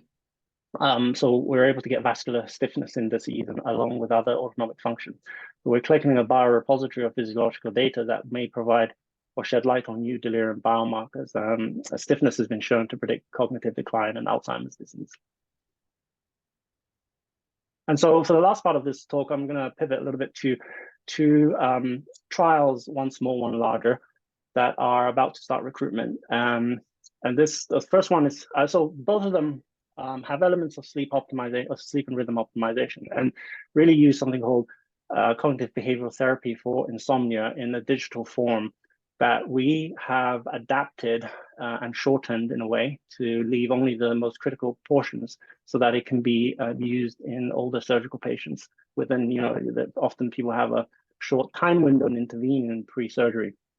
And so CBTI, for those that don't know, is really a gold standard treatment for both primary sleep disorders like insomnia, as well as secondary to, for example, cancer, which has been tested a lot in.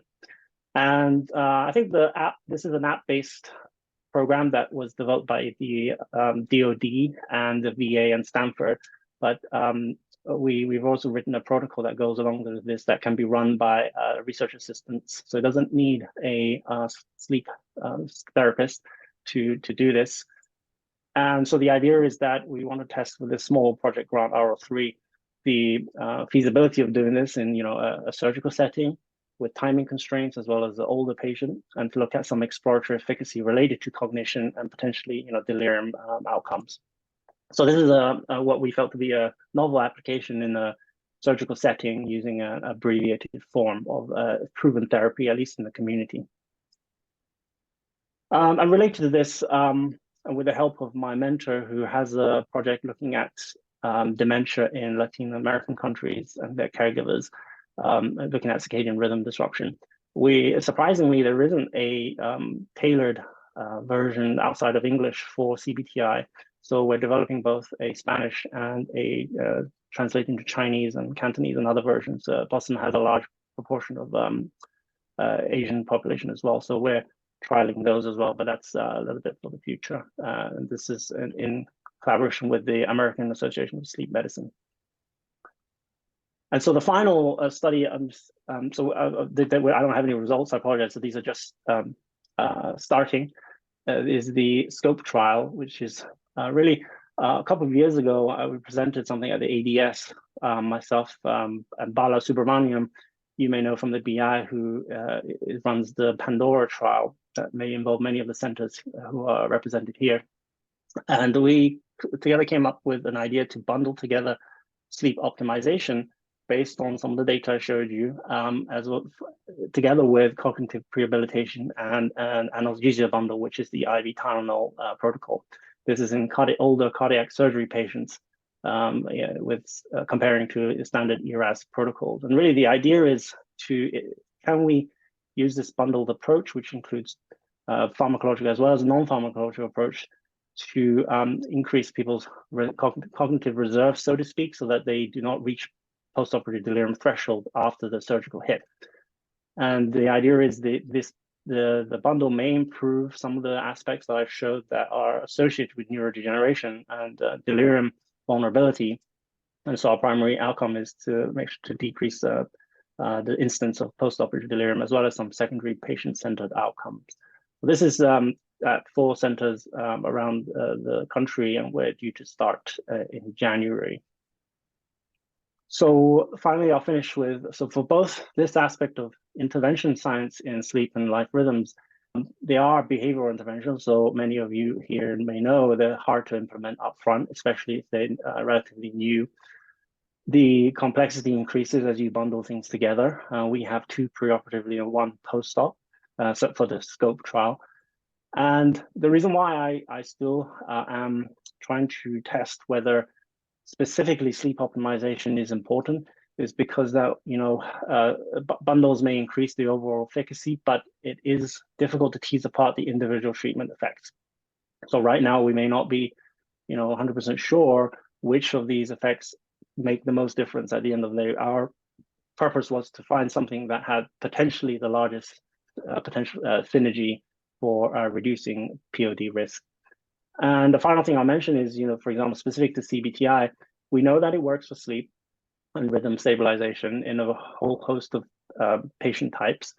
We're not 100% sure that it translates to cognitive protection. Michael Smith, my collaborator at Hopkins, has shown that it definitely works to reduce pain, postoperative pain in hip and knee surgery patients. But again, does this translate to changing the cognitive trajectory after these surgeries? That's yet to be known. So that's a gap in the field that we're trying to plug. And so for future directions, we really do need comprehensive ambulatory assessments of sleep and circadian health, especially longitudinal measures to understand the trajectory. because in a way, understanding these mechanistic insights might allow us to sort of tailor our clinical interventions. And I would say not only for risk stratification and sort of prevention, but in many ways, more delirium cases are many are inevitable. So once you have delirium, as we've seen in the previous talks, we probably should be paying attention to these patients and how they recover. And one of the things we know is that in the dementia field is that sleep and cognition and cognitive decline are bidirectionally linked. So, many of these sleep-based interventions could benefit those even after the occurrence of delirium. So with that, this is my youngish lab that I just started, my collaborators, and we are hiring for postdocs. So if you know of anyone who would be interested, please send them my way. Thank you very much.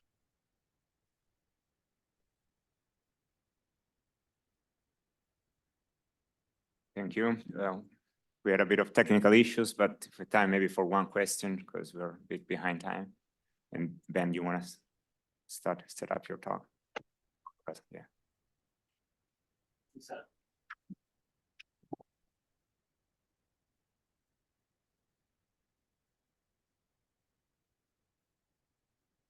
Hi. Oh, this is Catherine Price. That was a lovely presentation. Thank you.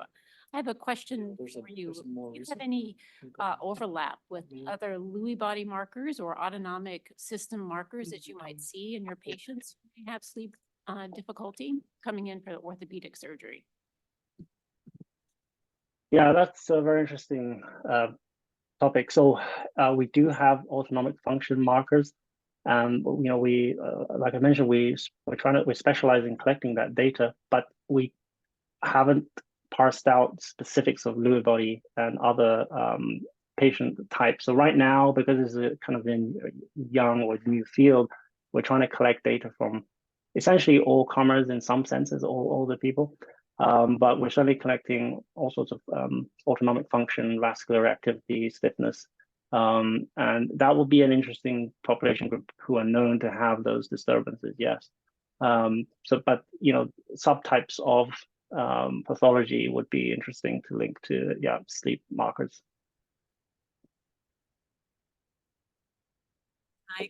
I ask a question, or is there another question? Okay. So I hear a lot about ambulatory actigraphy and being able to track sleep and activity in free roaming participants. What do you think it's going to take? Or what's the barrier that prevents us from being able to do that? Is it because it's too complicated to put the equipment on, or what? Yeah, so it's a combination, Lucy. So one thing I will say, the big limitation that I did mention, these are just estimations of sleep. You're just getting motor activity patterns. So you're not, I probably should, sleep field will attack me. But in a way, the only way to get, for example, sleep architecture is to put a probe directly on to look at sleep activity. Having said that, there's been a lot of work in our lab and others that show that activities, especially with a sleep diary, those times, sleep-wake times, is pretty good at distinguishing sleep and wake compared to the gold standard, which is polysomnography. And now coupling, as I mentioned, with the EEG headbands, the ability to have continuous ECG, which is part of a PSG. PSG is EEG plus ECG and ocular muscle movements. You're really able to get with one or two not too obtrusive devices most of the data you need from PSG. So in older people who we've had a lot, we've done this for a few years now. It is a challenge for them to put anything on and do anything and remember anything. I'm not trying to be rude, but it's just the challenge of doing research with this population. That's inherent to them. So if we have been doing everything we can to simplify things, not to overload them. So it's not as simple. Yeah, you're right. It's not as simple as slapping on a device and away we go. So there's a lot of technical as well as scientific challenges.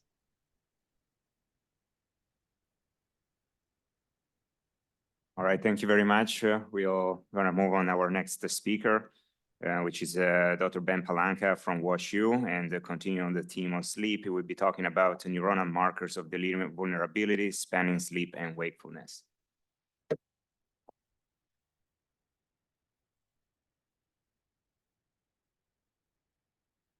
Wonderful. So I just want to thank Lucy and other organizers for inviting me.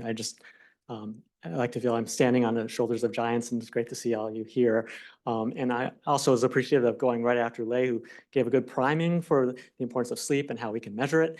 And we'll be focusing on some of the markers that we're looking at as sleep and wakefulness. And thankfully, I think we pretty much have everything loaded up. Wow, we're seeing it. Oh, there we go. Can you guys all see that? Yes. Perfect. Great.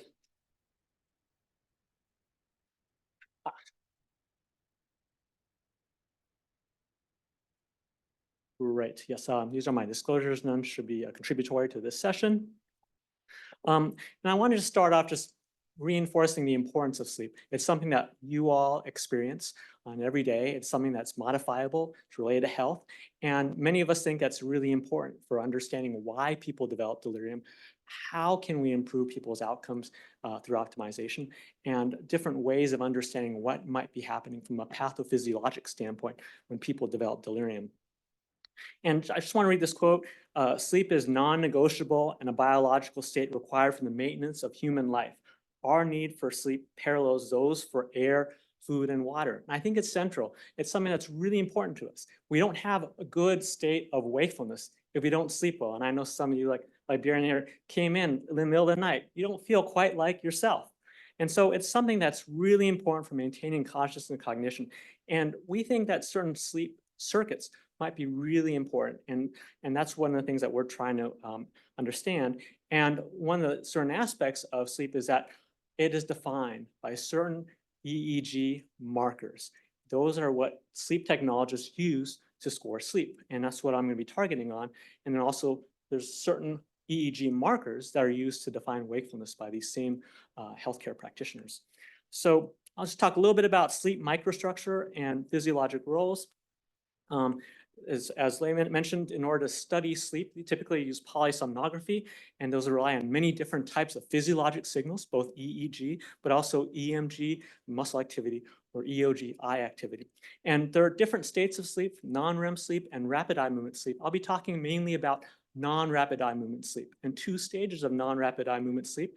There's stage 2 non-rapid eye movement of sleep, and those include something called sleep spindles, and also K complexes, but sleep spindles will focus on, they're involved in learning and memory, and we think they might also be important for facilitating deep sleep.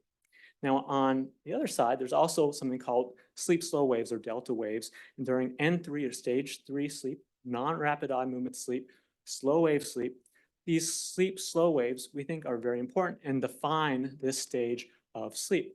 And Lahiri mentioned about people being interested in a relationship between certain types of sleep, slow wave sleep, and these delta waves, because they are involved in fundamental aspects of who we are in terms of resetting of synapses, neurohumoral homeostasis, release of growth hormone, and lymphatic system function.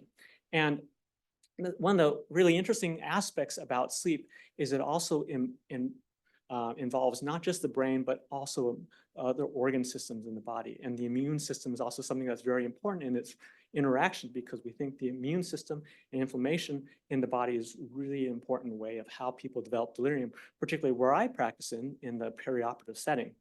And so we know that there's this bidirectionality of sleep and immunity. That is, if you have too much not enough sleep and you get disturbed sleep, you might have too strong or too high baseline level of inflammation. And those people who also have a lot of inflammation don't tend to sleep so well. They have changes in their makeup of non-rapid eye movement sleep and rapid eye movement sleep. And these imbalances of how they experience rapid eye movement sleep and non-rapid eye movement sleep can be very important in terms of how they interact with the external world.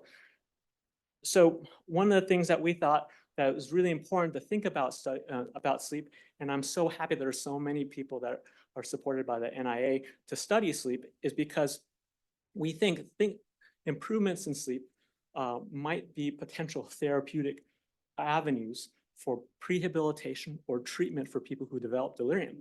And we need biomarkers to understand whether these types of interventions are actually working. They need to be dynamic. And so one reason that we've been focusing on both sleep and wakefulness markers is because in the other neuropsychiatric disorders like aging, Alzheimer's disease, and depression, there are changes in some of these microstructural elements. There's fewer or smaller sleep slow waves, and they are quantified by looking at their amplitude or power, called slow wave activity. And so there's less slow wave sleep in people who are older and get sick. And then other aspects of the sleep spindles that I mentioned, there seem to be fewer of them in people who have depression and other psychiatric disorders. That could just be a marker of a sick brain, sure, but potentially if we can deploy certain interventions towards those deficiencies in those markers, we might potentially see some improvements. So for example, you have enhancement of the expression of these markers if you're up all night and you're deprived of sleep. You have more of these slow waves, you have more of these sleep spindles. And then there are also certain enhancers. So there's sleep slow wave enhancers that include certain antidepressants as well as gabapentin. You can even use closed loop acoustic stimulation, a non-invasive way of neuromodulation, where you can use medications like dexmedetomidine that are sedatives. And then there are also ways of potentially addressing sleep spindle deficiencies, and I already mentioned closed loop acoustic stimulation. So our study was trying to focus on the development of these types of EEG biomarkers that might be prognosticating us towards understanding who might develop delirium. And so we went about this P-Drowsy project a few years ago, and the first aim I'll focus on is to evaluate whether preoperative EEG markers of sleep and wakefulness predict postoperative delirium and its severity. I won't be talking about the second aim, which is more on the postoperative marker side. And this is sort of the workflow of what we did. We recruited cardiac surgical patients, and we had preoperative as well as postoperative measures of EEG using the wireless wearable headbands like Lei just mentioned about. And then we also assessed for delirium throughout the perioperative period. And I'm not going to lie, this was a tough study to run during COVID. I've done studies where we anesthetize people in the MRI scanner, and this was like way harder than that. So our goal was to have a single site observational study targeting enrollment of 220 patients. This is the inclusion criteria to older patients undergoing cardiac surgery, and we avoided certain patients that we thought would have problems with being involved in the study. We focused on during the confusion assessment method twice a day, and we scaled across these two instruments of the CAM-ICU and the CAM long form to have a single severity score rated from 0 to 1 and develop the peak severity across that time period of postoperative day 1 through 5. And we also did structured chart review for evaluating incidence and duration. And the assessors were blinded to the quantitative EEG measures that I'm going to relate today. On the EEG measure side, the device that we used called the Dream has frontal and occipital dry EEG electrodes. So we didn't have to put stickers or any adhesive onto these patients, but they also had their own limitations and challenges, which I'm happy to talk about as well. We processed these EEG data. The records were scored by manually by sleep technologists who I've already referred to, and then we did spectral analysis. And again, the analysts were blinded to delirium outcomes. I have to say, we're still analyzing these data, but I want to show you at least what we've seen so far.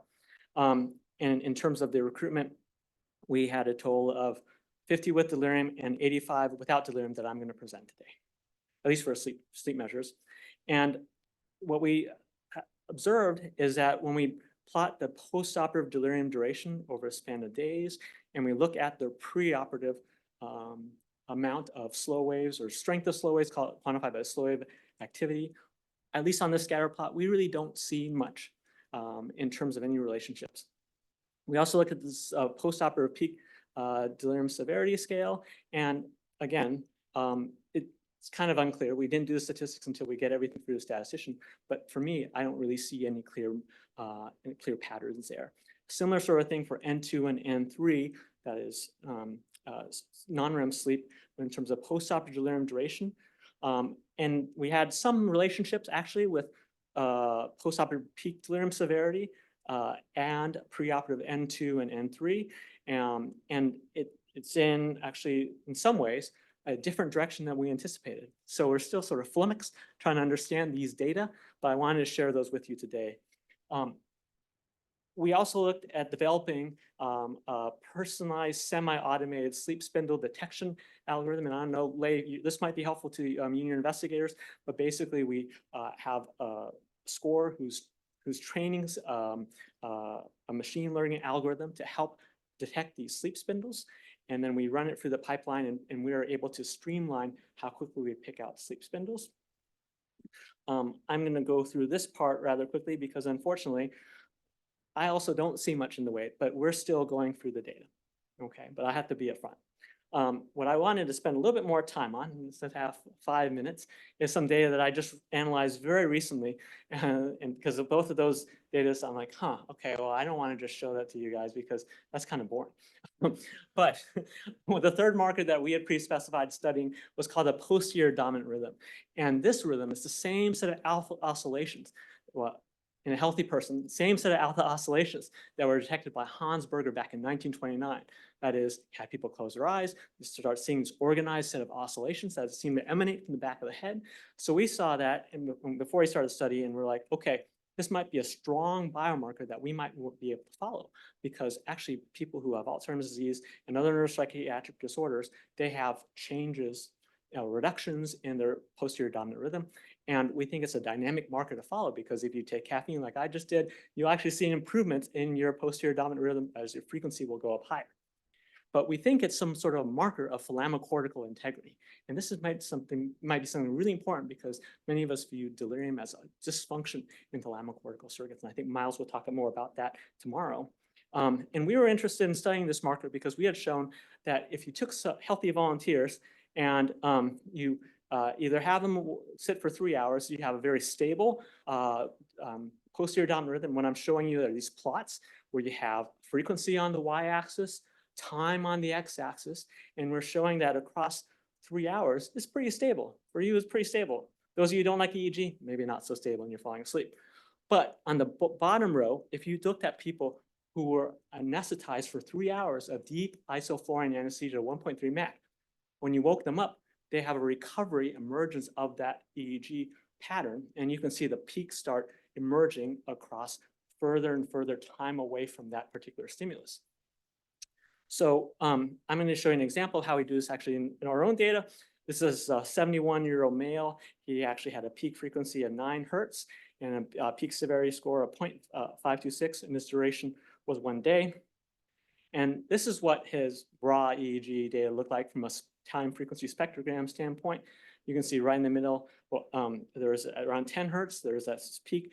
The brighter colors are stronger oscillations, stronger power, I should say, sorry, stronger power. And then of course, time again on the x-axis. And so we have algorithms that take out these artifacts, and we'll also focus just on the real data. And then we have a peak detection to allow us to understand, okay, what is the peak in that particular frequency range? Okay, so that now you can see where we got the 9.2 hertz. So now let's relate it to delirium outcomes.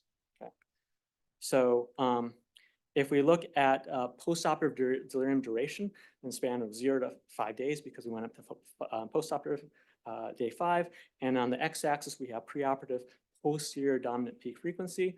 There's a little bit of a shift towards lower frequencies if someone had longer postoperative delirium duration. And at least at this point, again, we have to get things through the statistician, but just preliminarily, univariate analysis, there appears to be a relationship, a negative correlation. That is, people have a lower posterior dominant rhythm frequency before surgery, had a longer duration of delirium afterwards. So it was predictive in that way. We also looked at peak delirium severity scores, and I'm going to slow down in my speech so that we can go over say a little bit more. But basically, if we plot on the y-axis postoperative peak delirium severity against the preoperative PDR peak frequency, we actually notice a negative correlation that's significant. That is, for every 2 hertz difference, the peak delirium, 2 hertz greater posterior dominant rhythm peak frequency, we had a 0.15 lower peak severity score. Okay, and again, we have to get through a statistician. I just did some preliminary analysis on age because right away I'm thinking about, well, maybe these are just older people and that's why they have more delirium severity. But we haven't, at least the univariate analysis, we didn't see any relationships. So for us, that's sort of promising. And then I'm going to finish up just on one last thing to challenge everyone to think about. I'm showing just a modified plot of Jack et al. Thinking about Alzheimer's disease. And I think we as a community need to think about delirium a little bit more, about dynamic biomarkers. And this particular plot was to give people some idea that changes or abnormalities in biomarkers can precede the manifestation of disease. And we need to think about that the same way for people who might develop delirium. And so you might think about having different measures like awake EEG, circadian measures like Lei talked about, sleep markers, brain injury markers and inflammatory markers, and putting them together and knowing where someone is when we're going to give them an intervention might be really important to take them from home to surgery. And once they're after having some sort of inciting event, they might actually have different endotypes. People might have different abnormalities, and that if we think about different abnormalities in terms of sleep circadian problems or neurodegenerative problems or inflammatory problems, that maybe not a single intervention might help these patients, but a combination of interventions, but they need to be tailored particularly to the biomarkers that are abnormal for these individual patients. And that might be a reason why we've had some problems in terms of interventions in our field. And then lastly, just full circle, I know I didn't talk about outcomes so much, I'm sorry, I'm an outcomes researcher, but I think we need to make a circle from outcomes to pathophysiology to what we might call theranostics, so a combination of both therapies and diagnostic markers that can help us try to understand which patients are potentially going to go in the wrong direction, why, and monitor them over time. And we're hoping to use some of these different biomarkers for a couple future studies. Julian's in the room, so I really appreciate being involved in his study of the minds too. And we'll hoping to integrate some awake and sleep EEG markers there. And then I'm collaborating also with Rob Sanders, hopefully get a grant soon to study fluvoxamine, to repurpose it as an neuroinflammation agent. And I'm happy to talk more about that offline. But just in summary, sleep is a fundamental for processes underlying conscious cognition and health. Progress is ongoing at evaluating utility of microstructural markers that can be targeted with therapeutics. I'm happy I'm not the only one studying it. Mark Oldham is studying it. Michaela at Vanderbilt is also studying it. A lot of people are studying it because obviously it's a noisy signal. If there is one in my data, it's a noisy signal. And the peak PDR, peak frequency, correlates with delirium severity, at least preliminarily in our data. And then the potential for both as therapeutic biomarkers for improving delirium outcomes will be tested in future clinical trials. I just want to thank everyone, thank the NIA, thank the counseling I've got in developing our grants, as well as the assistance from NIDIS, ADS, in terms of my personal and professional development. And thank you all for listening. Oh, one last thing. Delirium is real. I just want to say that my mom developed delirium just last week. She had the fall. She went to the ICU. She had hyponatremia, and she's going to a skilled nursing facility. And it's just when you have a loved one who experiences that, it just reinforces why we go into this field, why we want to make a difference. And I'm excited that all of you are here today to share that with me. Thank you.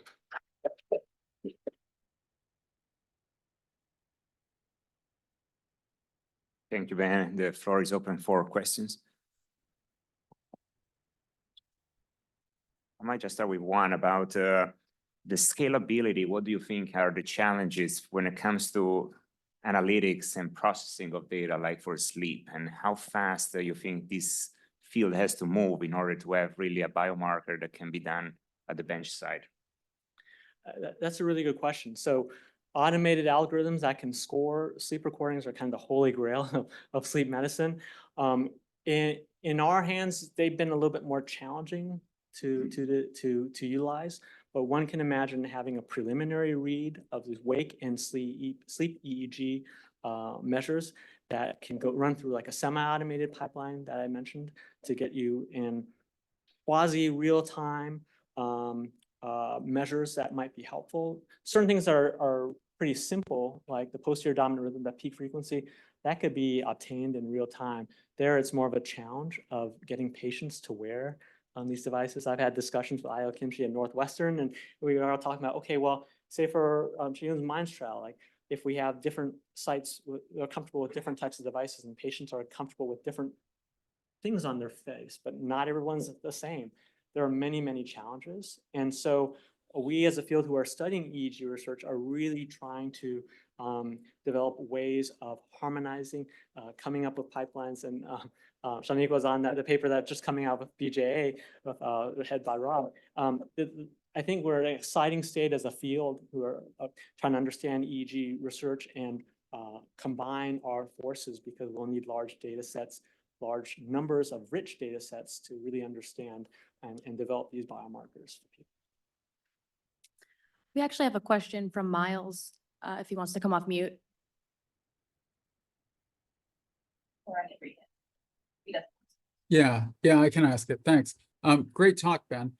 It's really interesting that the peak dominant rhythm or the alpha peak frequency is inversely associated with delirium duration. I'm wondering if you could speculate on what the mechanisms are that are responsible for this shift towards a lower peak dominant rhythm in patients with delirium. That's a really good question.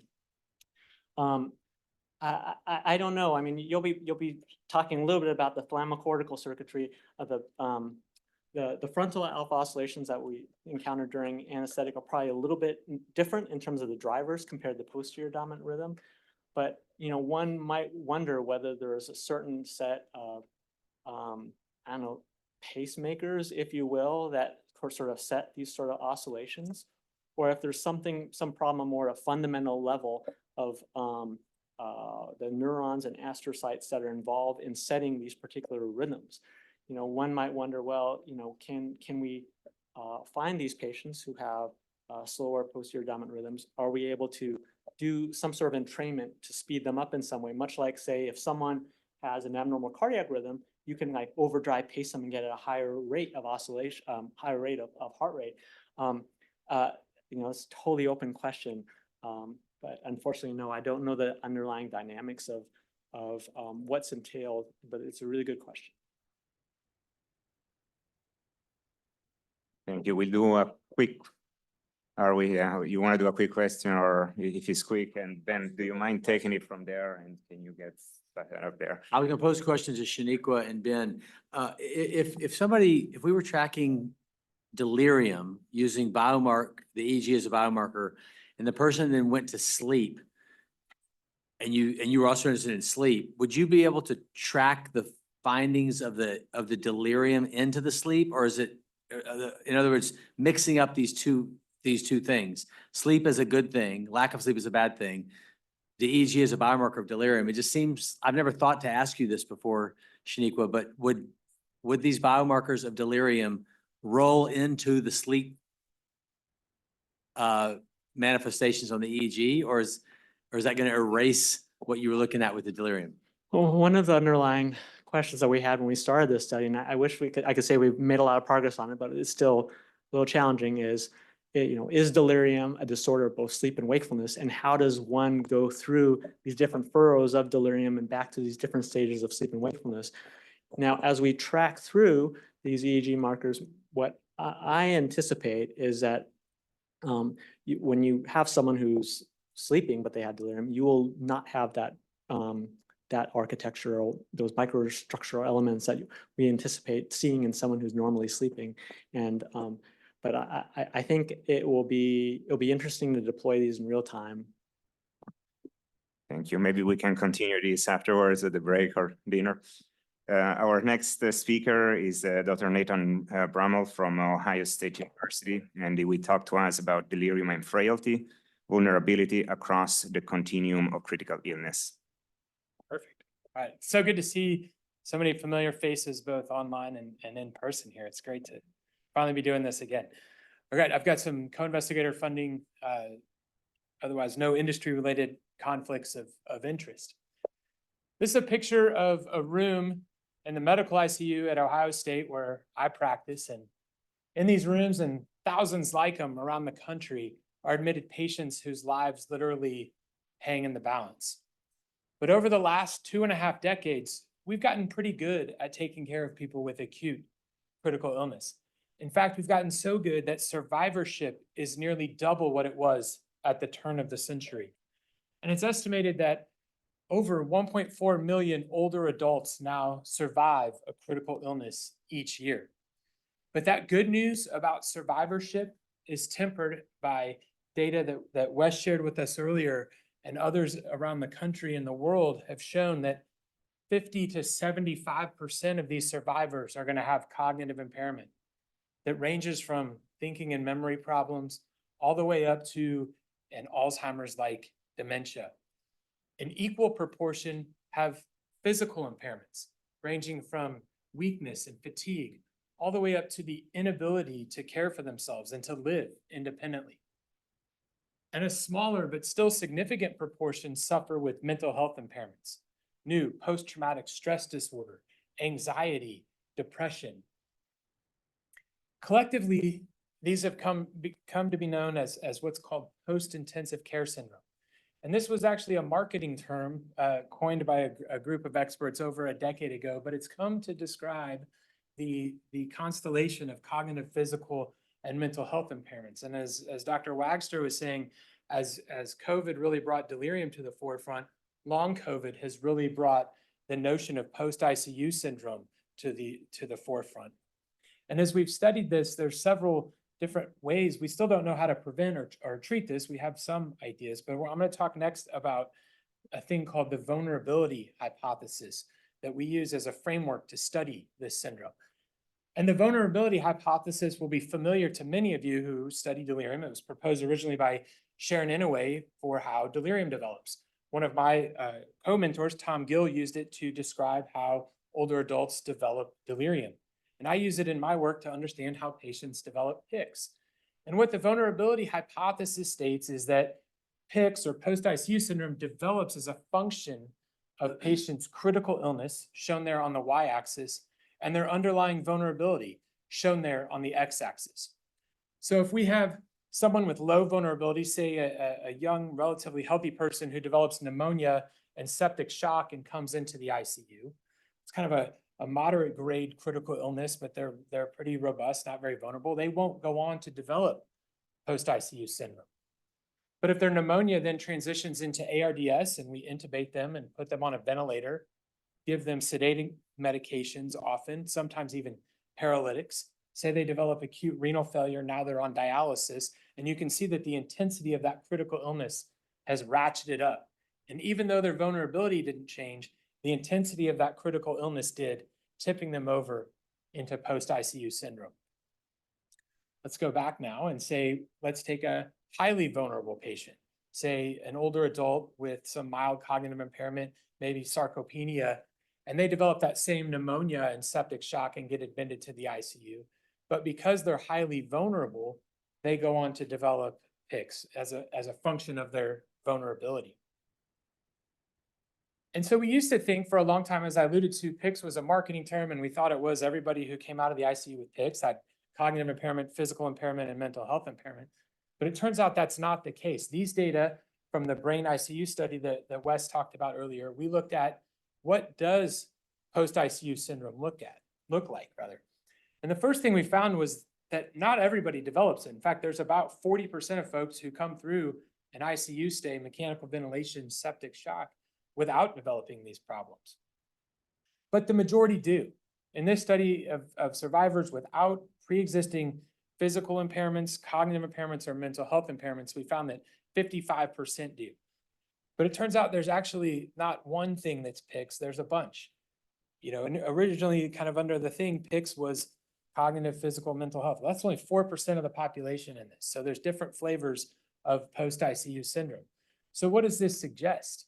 It suggests that there's different frameworks here, different types of severity of critical illness and underlying vulnerabilities that lead to different types of post-ICU syndrome. And those underlying vulnerabilities are what we're going to be interested in today as we talk about delirium and frailty. In the next part of the talk, I want to talk about outcomes associated with delirium and frailty in survivors of critical illness. And delirium is well known to this crowd, but it's a syndrome of inattention that develops over a short period of time. It fluctuates in nature. There's an additional cognitive domain involved, and it doesn't occur during coma.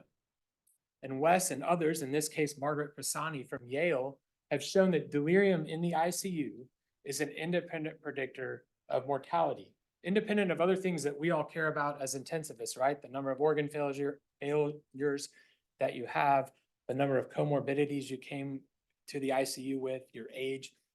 In this study by, like I said, Margaret Pisani, each day of delirium was associated with a 10% increase in the risk of dying. Wes talked about the brain ICU study. So delirium in the ICU is also an independent predictor of worse cognition. Here I'm showing you our 1-year outcomes data from the brain ICU study, which was 821 patients with respiratory failure or shock from 3 centers or 2 centers in and around Nashville. And we followed them for a year afterwards. And what these data show here is the R-Band's global cognitive score, where higher scores represent better cognition, lower scores represent worse cognition, that the longer patients had delirium, that the worse their cognitive function was a full year later. Now, frailty, as opposed to delirium, may not be as familiar to you. So frailty is a state of increased vulnerability resulting from age-related decline in reserve and function across multiple physiologic systems, such that the ability to cope with everyday stressors, or in our interest today with critical illness, acute stressors, is compromised. And also in the brain cohort, we looked at frailty before the ICU, so people coming to the ICU with frailty. And we measured frailty using a thing called the clinical frailty scale, which is a 7-point scale. 1 is the most fit, well people, and 7 is the most severely frail folks. And what I'm showing you here is the Kaplan-Meier curve over the course of the year, and you can see a dose, what we call kind of a dose-dependent effect of frailty on outcome, on mortality in survivors of critical illness, such that the most robust patients with a score of 1 had the greatest survival, and those who are the most severely frail had the lowest. In fact, if we compared frailty scores at the 75th percentile, which was 5 in this cohort, to those with frailty scores at the 25th percentile, which was 3 in this cohort, mortality was roughly 50% greater, independent of other things, severity of illness, and so on. We also looked at disability, so the ability to live independently. And here, the clinical frailty scale there is across the x-axis, and the probability of having a higher IADL score is on the y-axis. And what you can see is that as frailty severity increases, so does the probability that someone's going to have a higher score or be more disabled in activities of daily living. So frailty affects about 1/3 of folks who come to the ICU. Delirium in ICU cohorts is roughly 50% and sometimes even a little bit more. So it's not a stretch to say that these two syndromes actually coexist. And in fact, a recent study out of our friends in Australia looked at the effect of frailty, presence of frailty at ICU admission on developing delirium in almost 1,000 patients. And what they found was that being frail at ICU admission nearly doubled the risk of developing delirium. And when they looked at hospital mortality for these folks, frailty was associated independently with nearly a 2.5 times increase in the risk of dying in the hospital, and delirium was associated with double the risk. But if we put these two together, those with frailty who had delirium, they were more than 4 times likely to die than those who didn't have these symptoms. We looked at these kind of post-ICU outcomes in our brain cohort. So here I'm showing you again these cognitive outcomes with the R-band score on the y-axis and days of delirium on the x-axis, but this time it's stratified by the clinical frailty scale score. And what you can see here is those with a score of 1, it was a relatively small group evidenced by the wide confidence interval, but you can see there was a pretty dramatic drop in cognition as they went from no days of delirium to 5 days of delirium. and that the effect of delirium on long-term cognition was somewhat attenuated in those who had increasing frailty. Now, I suspect that may not be as strong an effect as it looks like, because as I told you, these are also associated with, both of these syndromes are associated with mortality. So these are the people who had frailty and a lot of delirium and also survived. So in some way, they may not be fully representative of kind of the general patient who develops those syndromes. We saw a similar thing when we looked at disability and frailty. These are stratified by delirium days, and you can again see the more delirium that patients have, that effect gets attenuated, again with those caveats that I told you about with cognition. So we've seen that delirium and frailty are often commonly occur, I suspect, and that they affect outcomes in different ways. And so now let's talk about data from some interventional trials that we could look at to improve delirium and frailty-related outcomes among survivors of critical illness.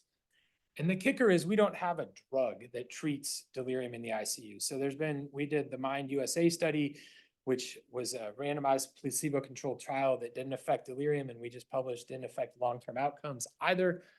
But there was a study about a year or so ago by Bhakti Patel at the University of Chicago and their group. And this is a study of early mobilization. In other words, turning off patients' sedation, having them sit at the edge of the bed, stand up, and even walk while they're still on a mechanical ventilator, beginning from the first few days of their ICU admission. And in this study that they called Animation 2, they randomized 200 patients to either the intervention, which is early physical and occupational therapy starting within 72 hours of ICU admission, compared to physical and occupational therapy as per usual care whenever the doctors order it. Now, both groups had their sedation shut off each day. And then they assessed outcomes at hospital discharge and then again at 1-year follow-up. And I'm showing you just some of the outcomes from this study. But the first thing I want to show you is that early physical and occupational therapy nearly eliminated delirium from the ICU. You can see that the duration of delirium in patients who received early physical and occupational therapy was 0. The median number of days was 0. And in the usual care group was only 1. And the proportion of days that patients spent in the ICU was 0 versus 25. So it almost eliminated delirium entirely from this, at least in this population. The amount of muscle weakness, only about 20% versus 40%. So it cut that in half. Then the novel piece of this study, because we've known early mobility improves outcomes in patients for probably a decade and a half. But the novel piece of this study is when they followed patients out to 1 year, they assessed cognition using the MoCA. And even though patients had equivalent MoCA scores when they left the hospital, patients who received early physical and occupational therapy had higher MoCA scores as compared to those who received usual care. And they had no muscle weakness, and even though the muscle weakness had improved in the usual care group, there were still probably about 1 out of 8 patients or so who had it, in equal proportions of functional dependence there. So it suggests that mobilizing patients early, and we can talk more about potential mechanisms for why this work, seems to improve not only physical functioning, as we kind of always thought, but may also improve cognitive functioning. And in my research, I'm really interested in physical functional outcomes in patients. And so my BSIN cohort, we enrolled 312 patients with respiratory failure or shock and followed them for a year. And even though patients were starting to get early mobility, we still found that 60% of them had low muscle strength as compared to sex-adjusted norms. 2/3 of them had low physical activity, 2/3, and 50% couldn't walk or had difficulty walking a quarter mile. Let's think about walking a quarter mile, how important that is for our ability to participate in our communities, right? If you live in a big urban area, you need to walk a quarter mile to take public transportation or just down the street. If you live out in a suburban area like I do, you got to walk from your car to the end of the store. It's a very important thing to be able to participate fully in your community, and half of ICU survivors couldn't do that. We also found that the median short physical performance battery score at a year was 9. This is very low. Everybody's shaking their heads. They know this score. That is a very low score. That places patients at very high risk of not only developing ICU disability, but subsequent disability afterwards. And so it suggests that we need ongoing, even though early mobility may work, we still need post-ICU rehab studies. So what data do we have to support those? Well, there's been 6 studies, 2 out of the UK, 3 out of the UK, 2 out of Australia, and 1 out of the US. The early studies out of the UK used a nurse-led self-directed program and showed some benefit on the SF-36, a quality of life measure, but the subsequent study, a larger study, found no difference.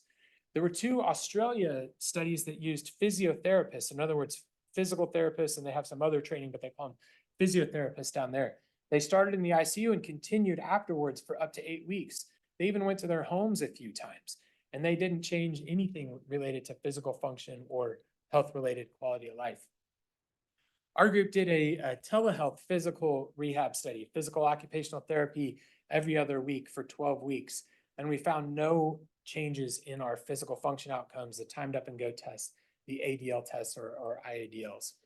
But there was the one positive study is a UK center-based study where they brought people back and put them on a bike twice a week for 8 weeks. And they found that at week 9, when they tested their exercise capacity, that it was greater compared to those who had undergone usual care. But by 6 months, those groups had gone back to equal, suggesting that patients don't keep exercising. I had the privilege recently of participating in a American Thoracic Society symposium on rehabilitating patients with frailty. None of those studies specifically looked at frailty. And one of the key outcomes of this, we did a literature search, and we found that 8 studies looked at patients with COPD or awaiting lung transplant. And this really mimics what we see in ICU patients, right? They develop this acquired type of frailty, having been in the hospital. There were heterogeneous interventions all over the place, but most of them used exercise and pulmonary rehab with additional things, nutritional support, occupational therapy, whole range of the dose of intervention. But the key findings from this were that they were able to improve frailty. Those patients who underwent the intervention and were frail had the greatest benefit out of this with things like gait speed and sit to stand, lower extremity function. But the paradox of this is frail patients had a hard time attending these programs that were very effective. So we have this paradox where we have potentially effective therapies, but we have a population in whom it's very, very difficult to intervene. But I think this should serve as a model for us looking forward for those who develop frailty as a result of their ICU stay. So we've talked about the vulnerability. Sorry to interrupt, but can we start to wrap it up because you're where this is at time. Summarizing right here. Yep. We talked about the vulnerability hypothesis for the development of post-ICU syndrome, looking at vulnerability, frailty, and delirium. We've shown that there are outcomes associated with both of those syndromes, mortality, cognitive impairment, and disability, and that the 2 syndromes kind of interact with each other. And we've talked about early interventions focused on physical occupational therapy and physical rehabilitation later to improve outcomes. Great, thank you. Happy to take any questions.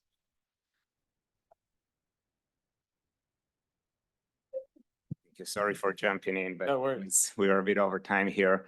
So I would suggest to have questions actually during the break, and then we can bring our last speaker for this session, Dr. Chris Hughes from Vanderbilt University, who's going to talk to us about tech-enabled exercise to old school medication, new approaches to preventing and treating delirium and cognitive impairments. Well, thanks everybody, and sorry for not being able to attend in person due to some other commitments, but enjoyed listening so far, and we'll be listening on in through the rest as well. So I'm going to just kind of give an overview of some of the trials that we're participating in right now, and titled this Tech-Enabled Exercise to Old School Medications. So I think you've heard different themes, right? We are struggling with treatment of delirium and finding ways to even prevent delirium. Cognitive impairment, and so sort of looking at some new ways of doing this using some old school medications and old school approaches. So I'm going to talk about really 4 different studies in the next 15 minutes or so, 2 around exercise and then 2 around the ICU. And I think a big part of this from my standpoint is looking at this brain function that's both in the ICU or in our post-surgical patients, but then really it's the one that persists afterwards. that really is the life-altering impact for quality of life and ability to participate in things that people want to be doing after surgery or after their illness. So you've probably seen a slide like this before, depending on different ways of showing this, but this one is from a BJA article in 2017. And you have patients that have different trajectories coming into their operation. Often we don't really know that trajectory. We don't do a good job of assessing that trajectory, and that's a different sort of conversation. But you have this acute insult. They have a brain dysfunction, delirium during that hospitalization, usually associated with their vulnerability and the size of the insult. And then afterwards, there's a recovery process. And for some patients, that trajectory really changes. And some patients, if it was an elective surgery and they were in good shape coming in with no complications, it may ultimately not change that trajectory a whole lot. But we do have an opportunity to intervene. And so it's a little bit different than our ICU patients. So you don't know who's going to show up to your ICU the next day. For major surgery patients, you actually know who's going to show up to your operating room. So there is an opportunity here in this preoperative trajectory part to maybe do something about it. And so that's this term prehabilitation. So this is a way to look at increasing cognitive reserve, enhancing functional capacity. And overall, you're just looking at improving the brain and the body's ability to tolerate the stress that you're going to be putting them through. We're more used to rehabilitation, right? Which is, okay, after they're ill or after an injury, then you're trying to restore lost skills. You're trying to regain self-sufficiency afterwards. But this is in sort of not preparation, but this is more of a response, right? This is a consequence that you're trying to make up for something that was lost.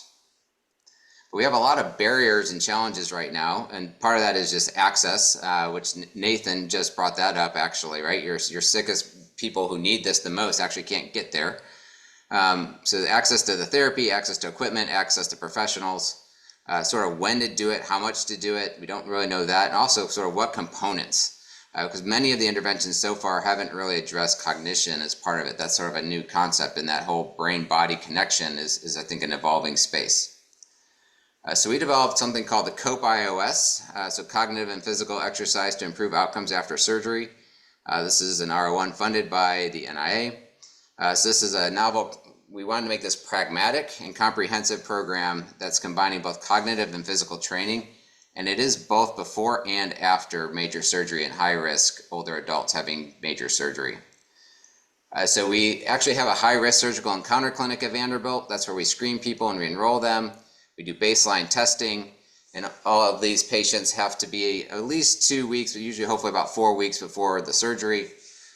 We look at cognitive function, physical function, depression, pain, quality of life, and we're also doing mechanistic work with blood-brain barrier biomarkers, inflammation biomarkers, endothelial function biomarkers, and then also brain MRI. And then we're randomizing them to our COPE iOS program or to an active control. So we do have an active attention control.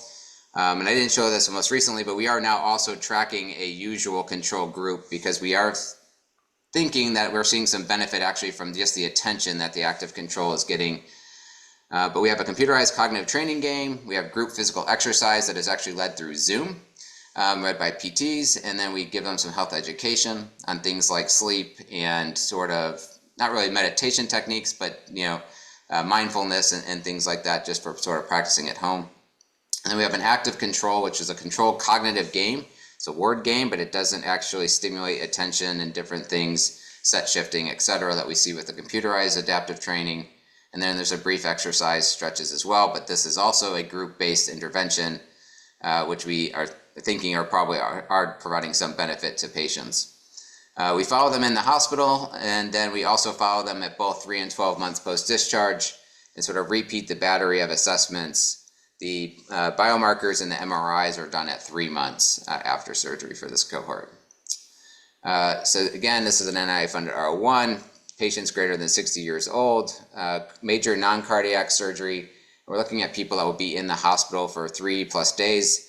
And this is tried to enrich the patient population for those that would have cognitive deficits and things after their surgery. We are also using heart rate monitoring with Fitbits. So that is for a couple things. One is that to make sure that we are being safe and we're doing these exercises, we're reaching moderate intensity exercise. and not over their targeted heart rate from a safety standpoint. But it also does give us some hopefully data on sleep and some other things using the Fitbit's algorithm for sleep, at least, that we'll be able to look at as sort of exploratory outcomes. So what's interesting is this game is like an alien video game, like Mario Kart, for those that used to play that game back in the day with like aliens and things, which is kind of interesting to think about. 60 to, I think our oldest one so far has been 90 something years old, 96 maybe, playing these games. They actually find them pretty entertaining, and a lot of them think it allows them to kind of have some connections with their grandkids and things. But it allows you actually to do this on a tablet, so you have both the steering as well as having the attention and tap the different things, and you go through different worlds that you, and it gets harder or easier based on your performance, which is the adaptive part, which has been shown to be important for improving cognition. And then we do everything through seated exercises. So this is one of our PTs just showing some of these exercises. But you can actually get your heart rate up pretty good and get a good workout in, but it's all through a chair. So it is, you know, from a safety standpoint, that was important. And it's more aerobic type focus things. But we've had patients on oxygen and other things, you know, severe obesity and a bunch of other things that were able to do this program. And this is guided by our physical therapists within the Zoom session. We do perform an individual session beforehand to sort of make sure that they understand, get everything prepared, and then they join the group after that. So I don't have any results, but we are at this point enrolled 180 out of 250. Here's our enrollment chart. We've put our goal up to now 8 to try to finish up on time, but overall we've been tracking along pretty good from that standpoint. The reason that randomization goal actually was changed from 6, which is the grant numbers and what we were meeting, up to 8, is because, interestingly, for this patient population, we've seen quite a few patients actually get their surgery canceled. This has been due to usually worsening cancer or something from that regard. And so we've had to sort of up our overall numbers to be able to get the 250 that were randomized and had their surgery. But it's been pretty informative to see all the things that our patients are going through. These older vulnerable patients are going through trying to get a really big operation. So that's the COPE iOS, but we've sort of are thinking about what's the next step with exercise, and how can we, you know, we're doing this right now with Zoom and these group sessions. Can we do this in a way that is actually even more bang for our buck? And we've been working with a group out of Seattle called Mindeo, M-I-N-D-E-O. And they developed this program called the We Rewire program. And so they're focusing on both mental health and cognition. And obviously our interest is on both of those things, but primarily on the cognitive ability and the vulnerability with aging. And so from that, this is the components. So they have an interval training exercise protocol. But it also combines light blood flow restriction for sort of this remote limb ischemic preconditioning. And I think we all know the benefits of the exercise with the vascular flow, et cetera, but then adding a little bit of blood pressure cuff flow restriction has been shown to improve microvascular endothelial function, also improve cerebral blood flow, and promote neuroregeneration through a lot of humoral responses. This has been looked at for cardiac surgery and a few other things. And this is part of this rewire component. They also are administering some additional oxygen, but this is at atmospheric pressure. This is not hyperbaric administration, to sort of help with the recovery and mitochondrial function. And then there's a near infrared light recovery that for stimulating sort of the cellular activity, ATP reduction or production, and that be part of the overall recovery process for 10 minutes afterwards. So this whole session takes only about 20 minutes or so, and it is done sort of in really a pretty small office-based type setting. Again, it's all non-pharmacologic.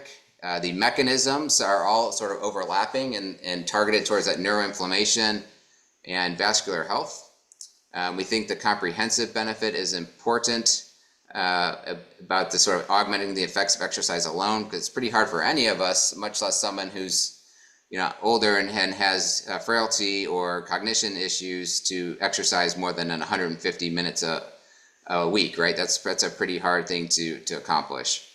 But we also think then this efficacy and efficiency and adherence are better because it's shorter and it's also guided by a coach. It's low impact, it's safe. So even if you have pain or difficulty with movement, you'd be able to perform this. So this is our next one that will be coming soon to NIH study section.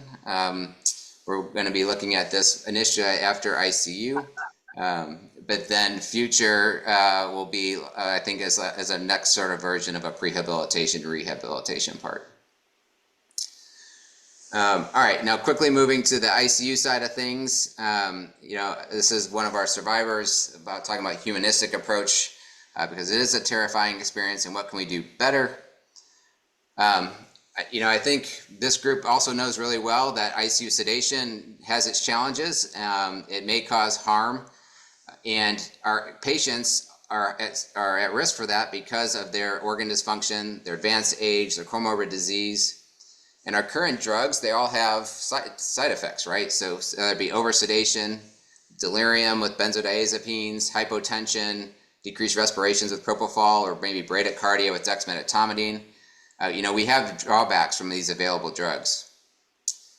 Whereas we have a drug that works for like every single patient ever in the operating room, which is called isoflurane, right? So it's an inhaled volatile anesthetic. It's super fast on, super fast off. You can actually, we all think of it as a general anesthetic, but it's actually been shown to be efficacious for sedation at all levels, and it's got a proven safety profile. It's been around since the 70s, so even before propofol, for example. It has analgesia and bronchodilation. It has more spontaneous breathing. Okay, so all this seems great, right? Because we think you get rapid and more clear wake-ups with this, and that would actually also allow you to get patients off the ventilator faster. Problem is we couldn't give it in the ICU. So you had to use the actual anesthesia gas machines from the operating room. Those don't work real well in the ICU. They're not compatible with ICU ventilators. If you just try to put one of these things into the circuit, you'll just blow anesthetic vapor everywhere around, which, we're not trying to sedate everyone in the room or in the whole entire ICU, just the patient. So that doesn't go well. So good news is we have now come up with a new device. This was a device coming out of Sweden called the Sedaconda ACD. And so this actually slides right into the ventilator tubing on standard ventilator tubing, and it allows isoflurane or even sevoflurane liquid to be pumped from a syringe pump right into the breathing circuit. And so this circuit, this is a volatile anesthetic. You put this into the circuit with gas blowing through, and it will evaporate, and the patient will breathe it in. And it has a reflector in there as well, which keeps the anesthetic in the circuit and sort of allows the patient to rebreathe that anesthetic while allowing the CO2 to escape. And so that has allowed us to be able to actually administer isoflurane now with just a syringe pump and this little tiny piece that goes in the airway, as opposed to having to use a whole entire anesthetic machine. So we have 2 trials going on in the United States that I am a senior investigator for. So there's overall, we end up with 31 ICUs across a bunch of different states, total of 470 patients that were randomized here. The primary outcome is actually depth, time at target sedation depth, to compare it against propofol. But our secondary outcomes are about cognition. So it's going to be delirium, wake-up time at the end of the study drug treatment, how fast they come back around. And then we're also looking at things such as spontaneous breathing effort and opioids.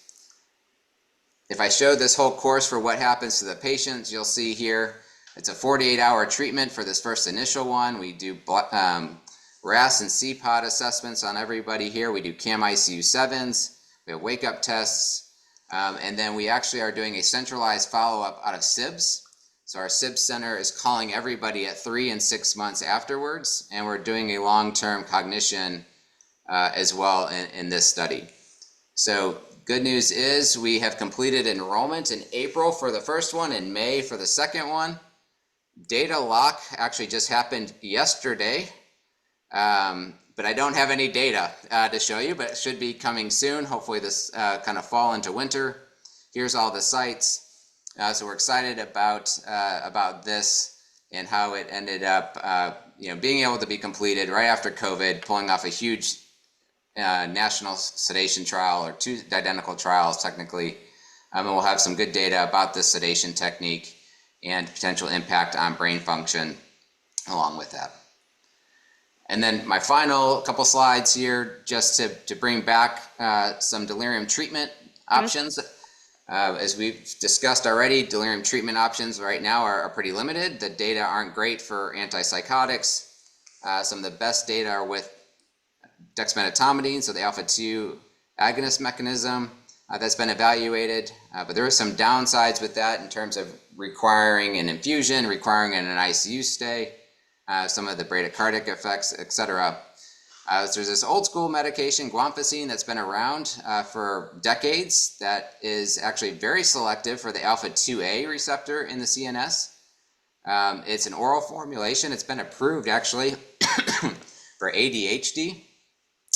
But as you can imagine, an oral formulation is really not the best agent for someone who's delirious, especially agitation. You're not gonna be like, here, stop, fighting me, take this medication. Doesn't tend to work. So we developed a new way to figure out if we can give this in a more efficient manner, in a more effective manner while studying that. And so that's the mending study. So for those who've known, we did MENDS 1 and MENDS 2. So this is not MENDS 3, but close, it's mending. But we're looking at intravenous guanfacine. So this was a phase 2 trial of guanfacine versus placebo, but it's IV. And we were supported by an NIH supplement for this one. We leveraged some of the work with the MIND study and the alpha-2 agonist mechanism work, along with our current enrollment stuff going on at Vanderbilt. So we were able to develop that technology, got FDA IND for that.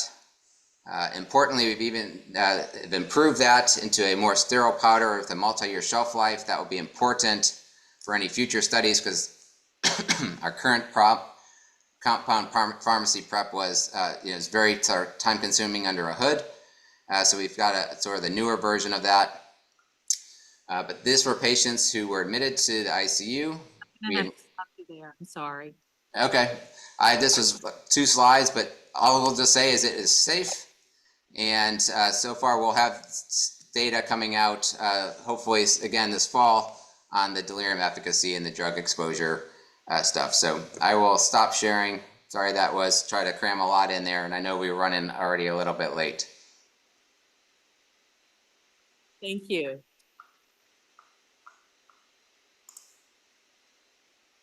Okay, I suggest that we take a break and come back at, let's see, it's 3:49.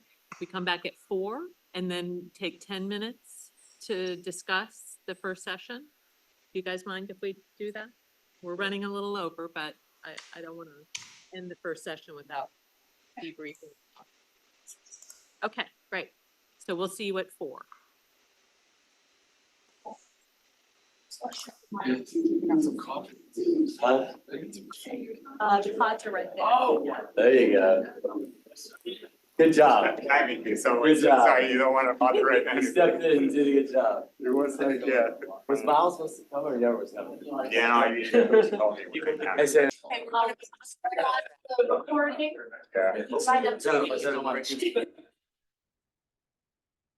Last 2. Anybody. I was.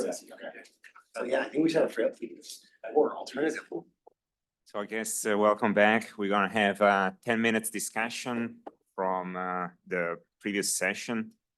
So I think there was an initial question from Miles. Miles, if you wanna unmute and ask.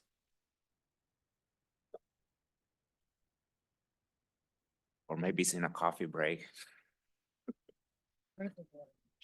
Yeah.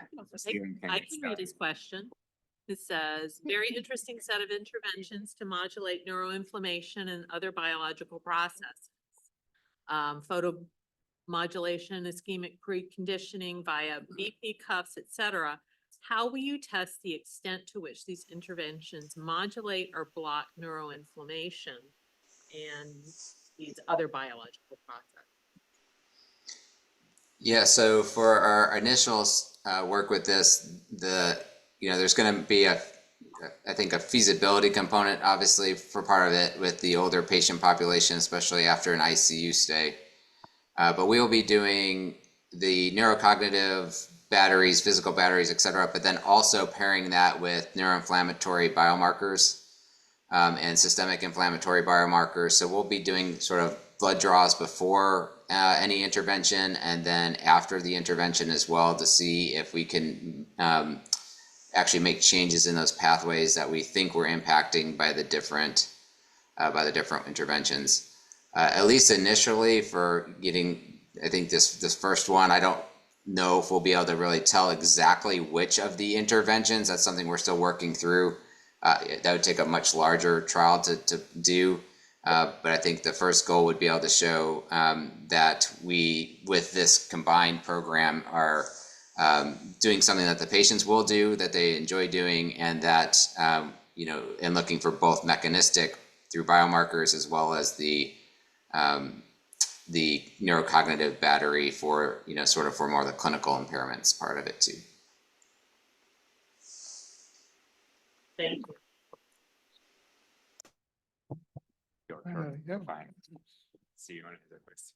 Yeah, so I have a question for the sleep experts in the room. So directed towards Lei, Ben, Shaniqua, and probably Bjorn, which is, we've talked a lot about sleep around here, but three-part question, three comments. Number one, we know that phosphorylated tau goes up in the locus coeruleus before it goes all the way in the brain. So when we start talking about sleep and delirium, isn't it too late? And how do we know that sleep is still modifiable? One. Number two, EEG is fantastic for understanding sleep, or at least characterizing sleep, but it's not sleep. So how do we know that that's the right biomarker to be using? Two. And then the third one really is, because the EEG doesn't tell us about immune biology. And then number three, we don't know what sleep is after surgery and certainly in critical illness. So how can we intervene in something where we don't understand what normal sleep biology could look like or should look like after critical illness? I'm happy to start with the last one, which is, I have a different perspective about what sleep is like after surgery. And my understanding is that sleep is horrible. And we don't know how much sleep or what quality sleep each person needs. There are people who are short sleepers. They might just need 2 to 4 hours of sleep. And there are people who need a lot more. And that's where we would want to tailor specifically to what their baseline is like, to understand what does that individual need. Going back a little bit towards, is it too late? We don't know. That will have to be answered empirically. You can make a good point about the locus coeruleus, which is important in terms of adrenergic output. That's not just important during wakefulness, but also, say, during REM sleep. And we don't know which stage of sleep we want to target more. Like, is it more important to target healthy non-REM sleep versus REM sleep? Many different questions that we don't really understand at this point. I'll stop there and allow others to give their perspectives. I will just give. Um, Oh, go ahead, Lei. Oh, I'm sorry. Yeah, apologies if there's any. I'm on the cab to the airport standby. So if you hear any noise. I guess so Shane makes a great point. I'll try and answer the first part as best I can. So this goes back to so if you go back to the sleep and Alzheimer's disease,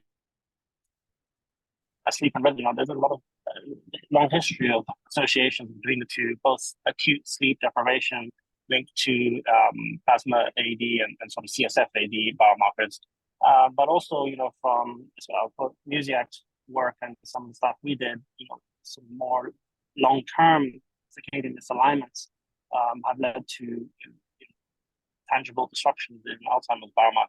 Now, whether that's sleep, we know is modifiable, but whether that translates into changes in AD pathology and whether that's on the mediating path to delirium, this is why I think it would really be comprehensively assessing the sleep and life rhythms.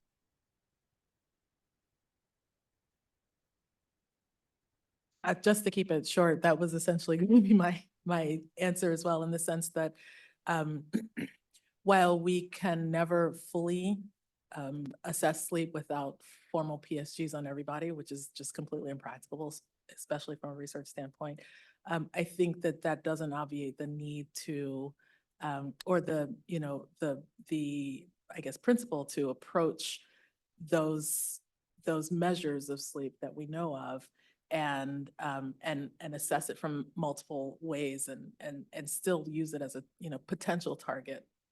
We're not going to know if rescuing it actually works until we actually try it.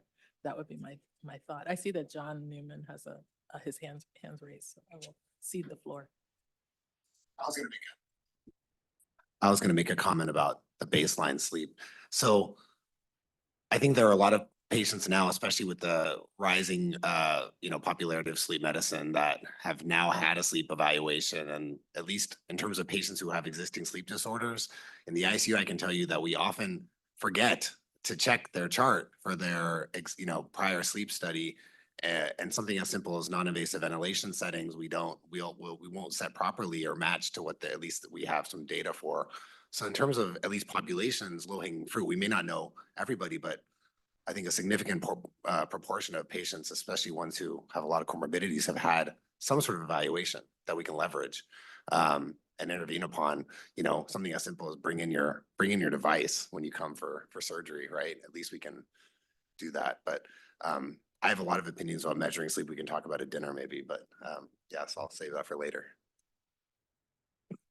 I'm not an expert in sleep, but isn't the glymphatic system also more active and in deep sleep, in slow wave sleep? And so maybe that's an opportunity to flush out accumulated tau. And also there's, predictive measures, in sleep, REM sleep disorders, for example, are virtually ubiquitous in patients or in pre-Parkinsonian patients. And so I think there is an opportunity there potentially. There's a question online. There's a question online from John. Go ahead, John. Hi, on frailty. This is inspired by Nate, but everyone can feel free to jump in. It's striking how much overlap there is between the frailty field and the delirium field, both coming and going in terms of risk factors for delirium and also determining long-term outcomes. So Nate, I'm curious if you've thought about trying to incorporate some of the newer ideas about frailty biology into your studies. And I'm thinking about, so obviously there's been a lot of failures in frailty targeting trials other than exercise, but also a lot of ideas percolating out about drugs for sarcopenia, exerkines, muscle brain signaling molecules, things like that. Yeah, absolutely.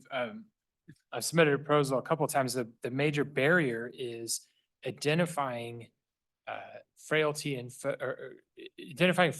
people with unexpected acute illness. And that's, we're taking steps now to try to develop some surrogate questionnaires to be able to identify things like slow walking speed, low muscle strength, low physical activity and such, so that we can do those studies. Because we did propose the inflammation and endocrine markers and such. But yes, there are some preliminary data that suggests that critical illness leads to a chronic inflammatory state, right, with frailty, that it affects your IGF-1 and other of those biomarkers that are at least in cross-sectional studies associated with frailty. So yes, but working on that piece right now to tease out how do you know the big reviewers were hung up on how do you know these people weren't frail before they came to the ICU, which is a fair question. Can I ask a question real quick? This question is for Becky. Is she still on? Becky, you're still there. And for everybody as well. How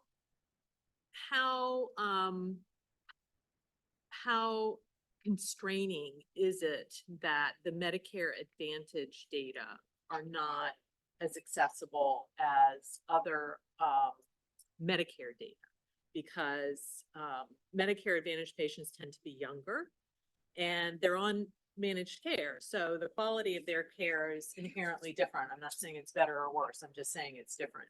And so it occurs to me that electronic health records in particular and Medicare data, because it's so systematically collected, could be incredibly useful for us in understanding people's state coming into the hospital.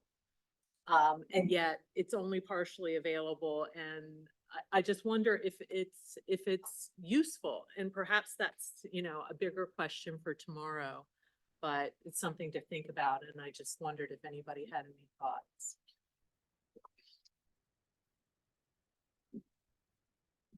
I mean, more data is better.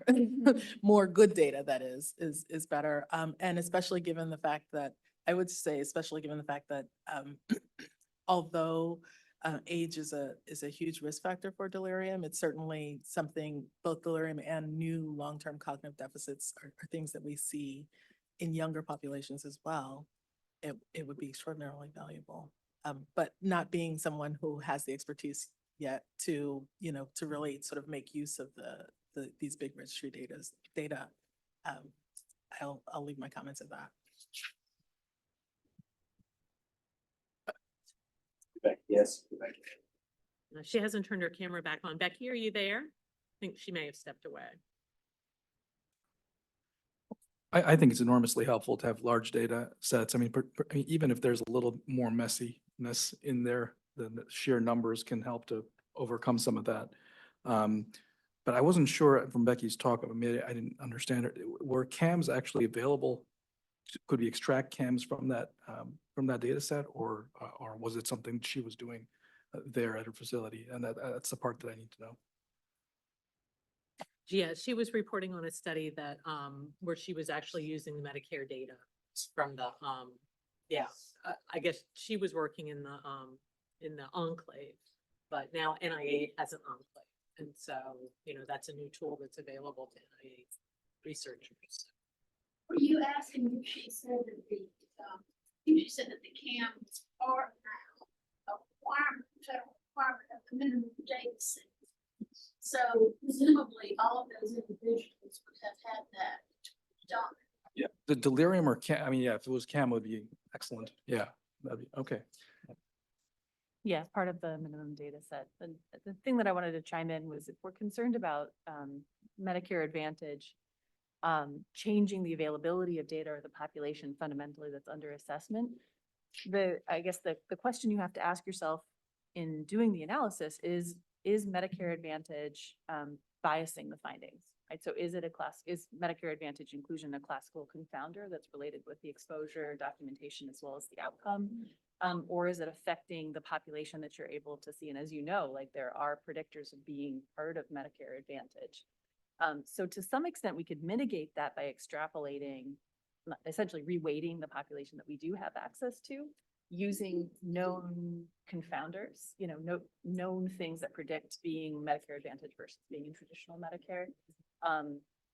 It's a challenge, but I don't think it's one that undercuts the relevance of trying to include Medicare Advantage folks, looking at sensitivity analyses to establish whether they're behaving differently or in unexpected ways. But I think all of these data sources, yes, all of them have tremendous implications on how we understand the experience of being delirious or having surgery or being hospitalized in the US. So while there are some cool things that we can do, and that makes up, that's what epidemiologists love,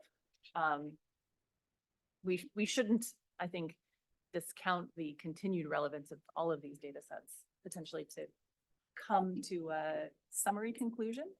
I guess if all of the data sets are pointing in the same direction, it's probably true. If they're pointing in different directions, that's when you really need to understand how the data sources and the documentation practices affect what your conclusions are going to be.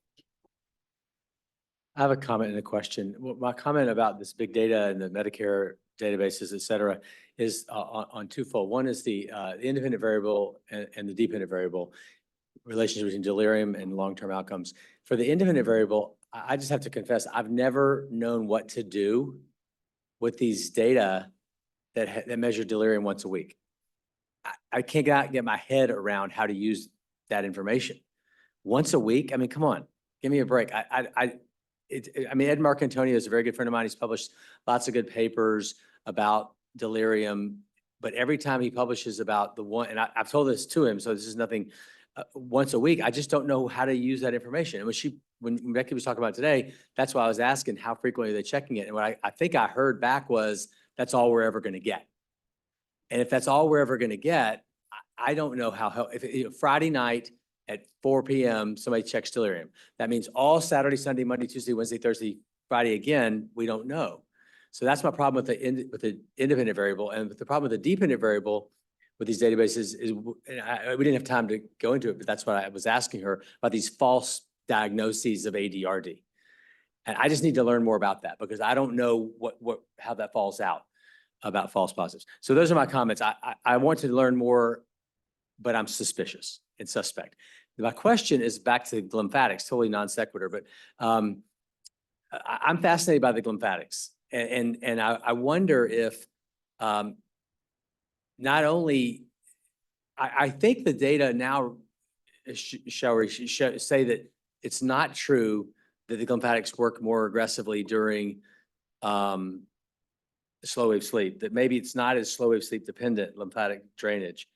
But I'd like you to tell me about that. And the second question is, I want to know what drug-induced slow wave sleep suppression does to lymphatic flow as well. So in other words, are we creating an experiment in the ICU where we actually accelerate dementia because we interrupt a lymphatic drainage at a time when the patient is producing a ton of trash in their head?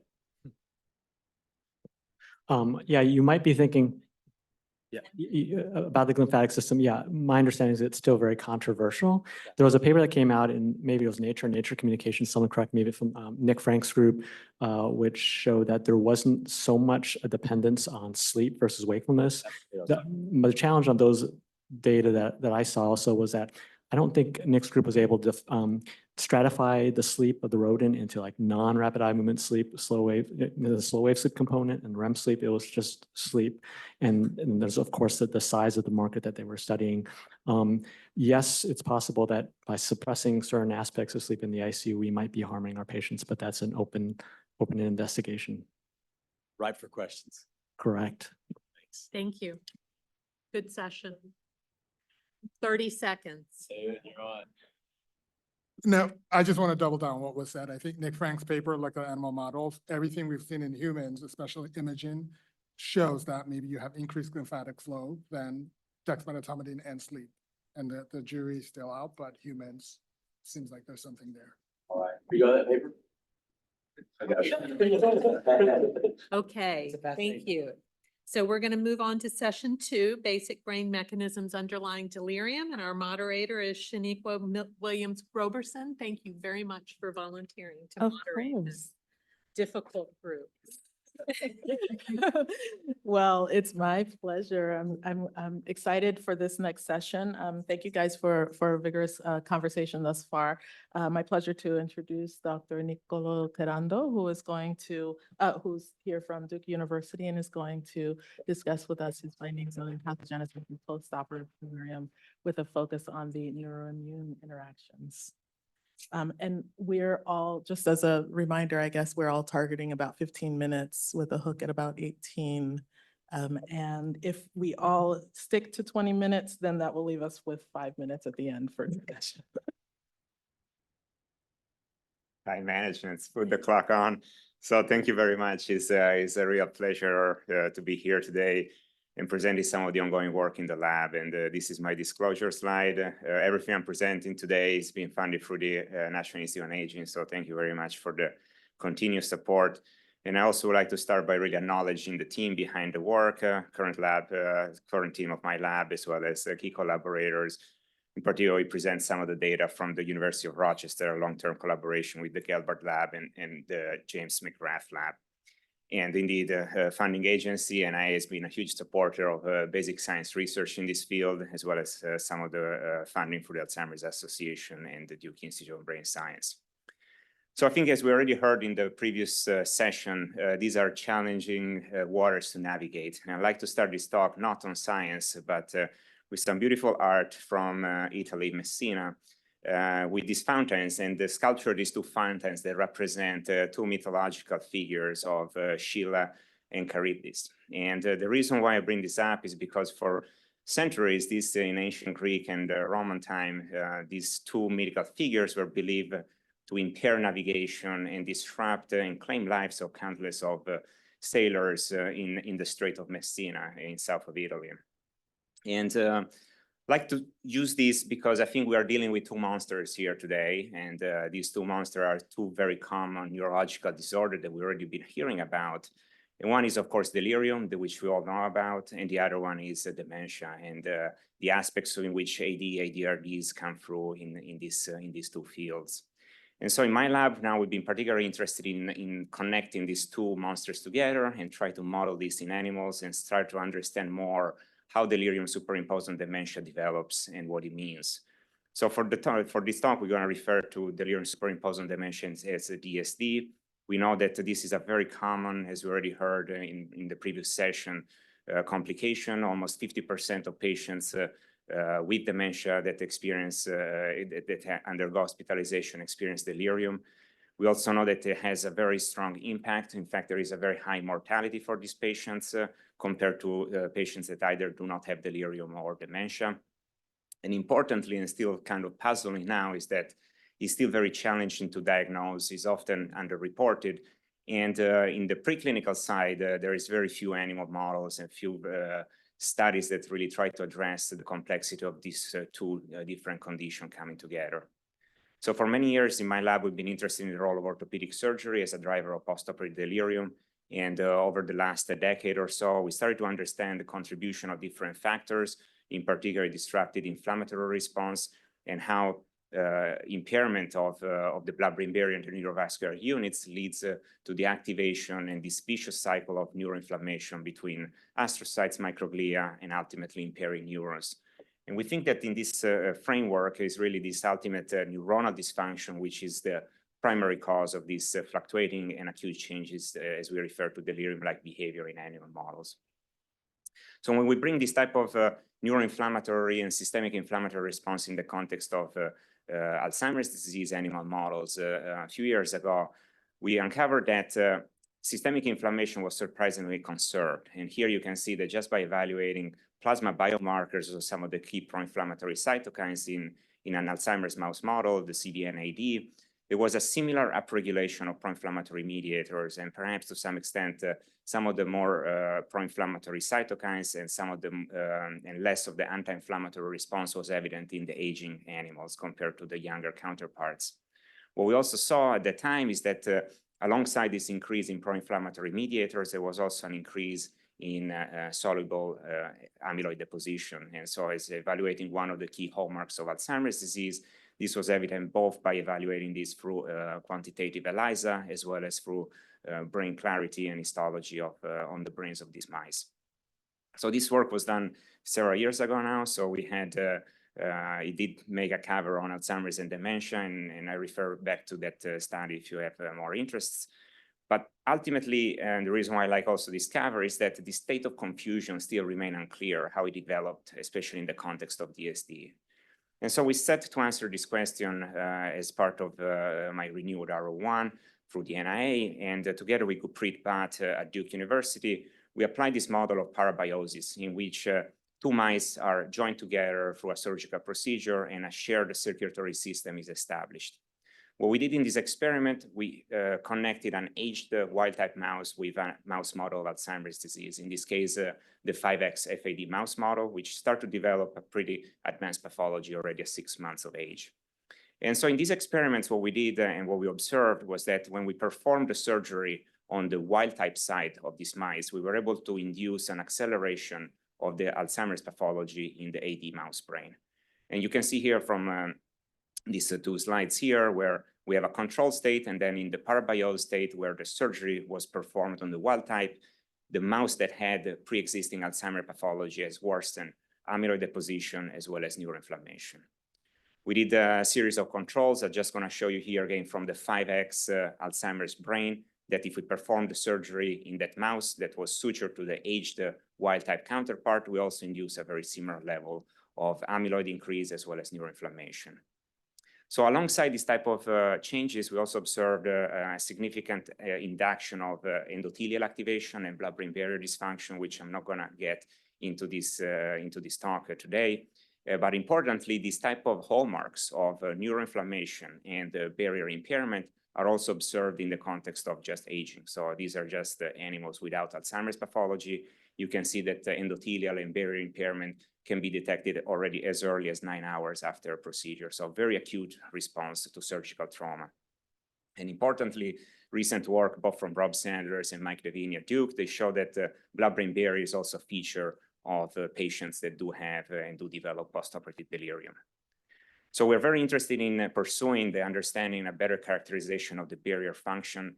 And we're doing this in collaboration with the McGrath lab at the University of Rochester. And here is an example of some of the work that Michel Trempel, a graduate student in his lab, is performing under an RF1 grant, again, funded through the NIA.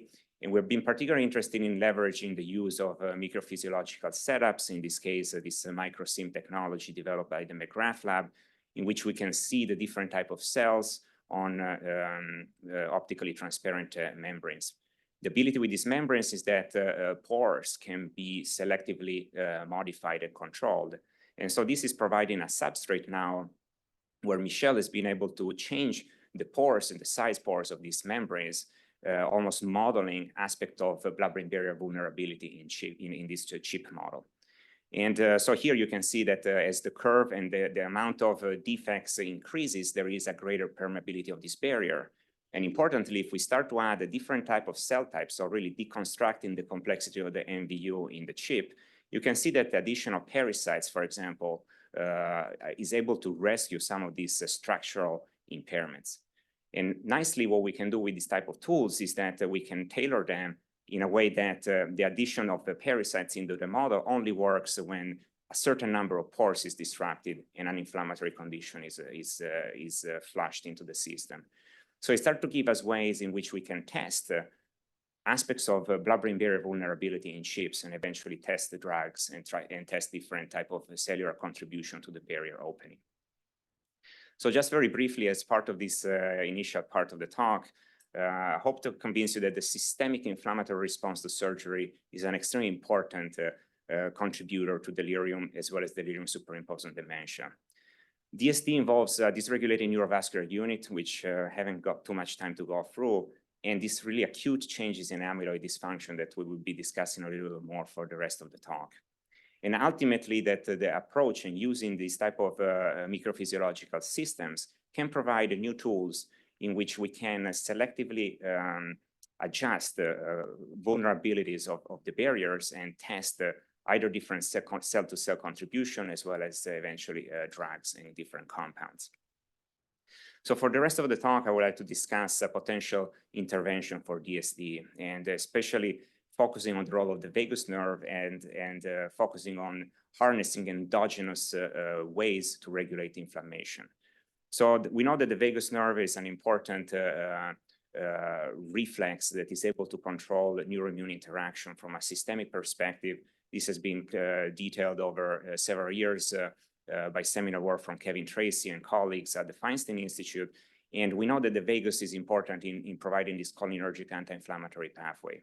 We also know that the vagus is usually stimulated in a number of different procedures. We know that this is a common neurosurgical procedure for cases of epilepsy, as well as we know that the FDA has approved the use of non-invasive vagal nerve stimulation for a number of different conditions, for example, migraine. And ongoing studies at Duke are also evaluating this also in the context of postoperative delirium. So from the lab, from the basic science perspective, we were interested in merging two aspects of the vagal nerve stimulation. retaining selective targeting, as you can see, and performed during a surgical procedure, but making it non-invasive or minimally invasive to be able to eventually translate it into the clinic.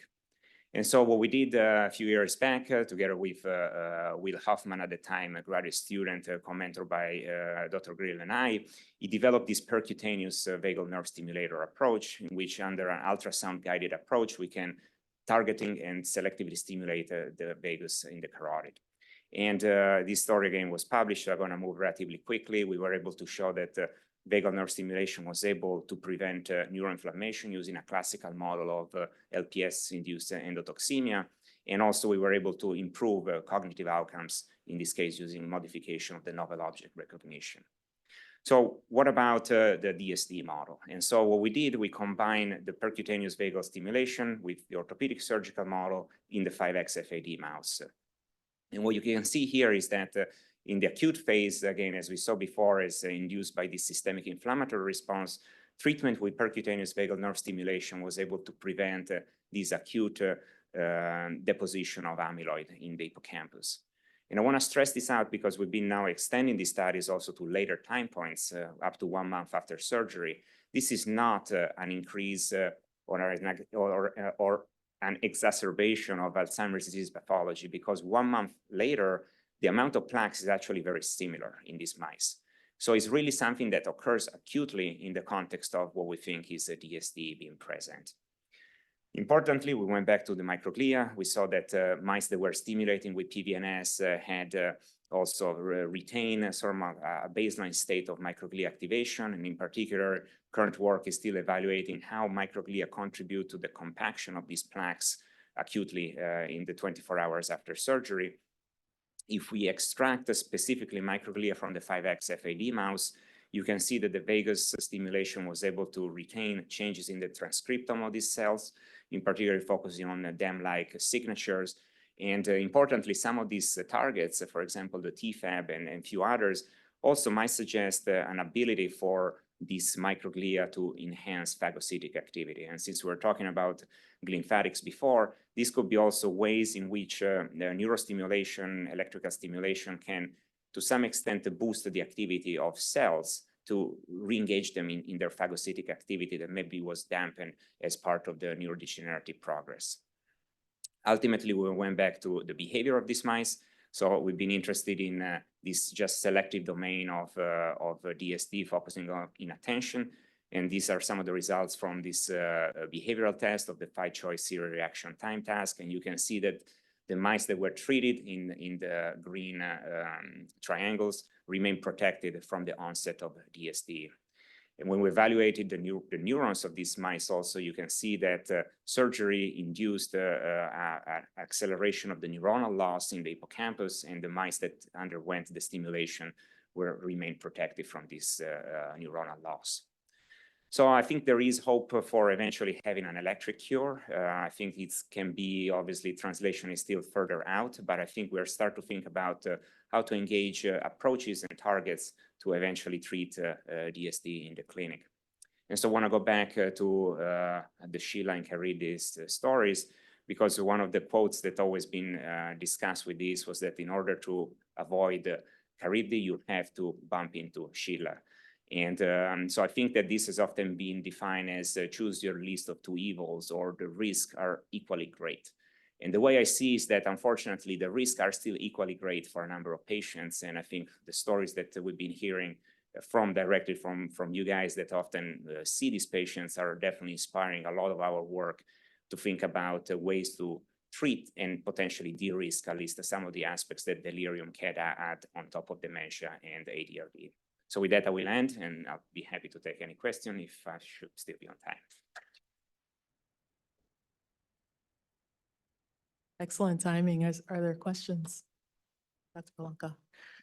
Niccolo, great talk. Regarding the vagus nerve stimulation intervention, do you think it works retrograde back to the brain, or anterograde towards the enteric nervous system? And are there certain mediators that might be released by the enteric nervous system, such that if you combine those 2 experiments where you had the 2 mice connected together and you do vagus nerve stimulation on one of them, would you have an effect on the other organism? Right, absolutely. So that's that's the beauty of the parabiosis model. And then all these questions we asked them, and then our expert Guppreet was like, that's going to be a very difficult experiment. And there is a lot of devils in the details that we can talk more with the parabiosis itself. But so I think the short answer is that most likely why we're so excited with vagal stimulation and neuromodulation in many ways is that it's doing a lot of things.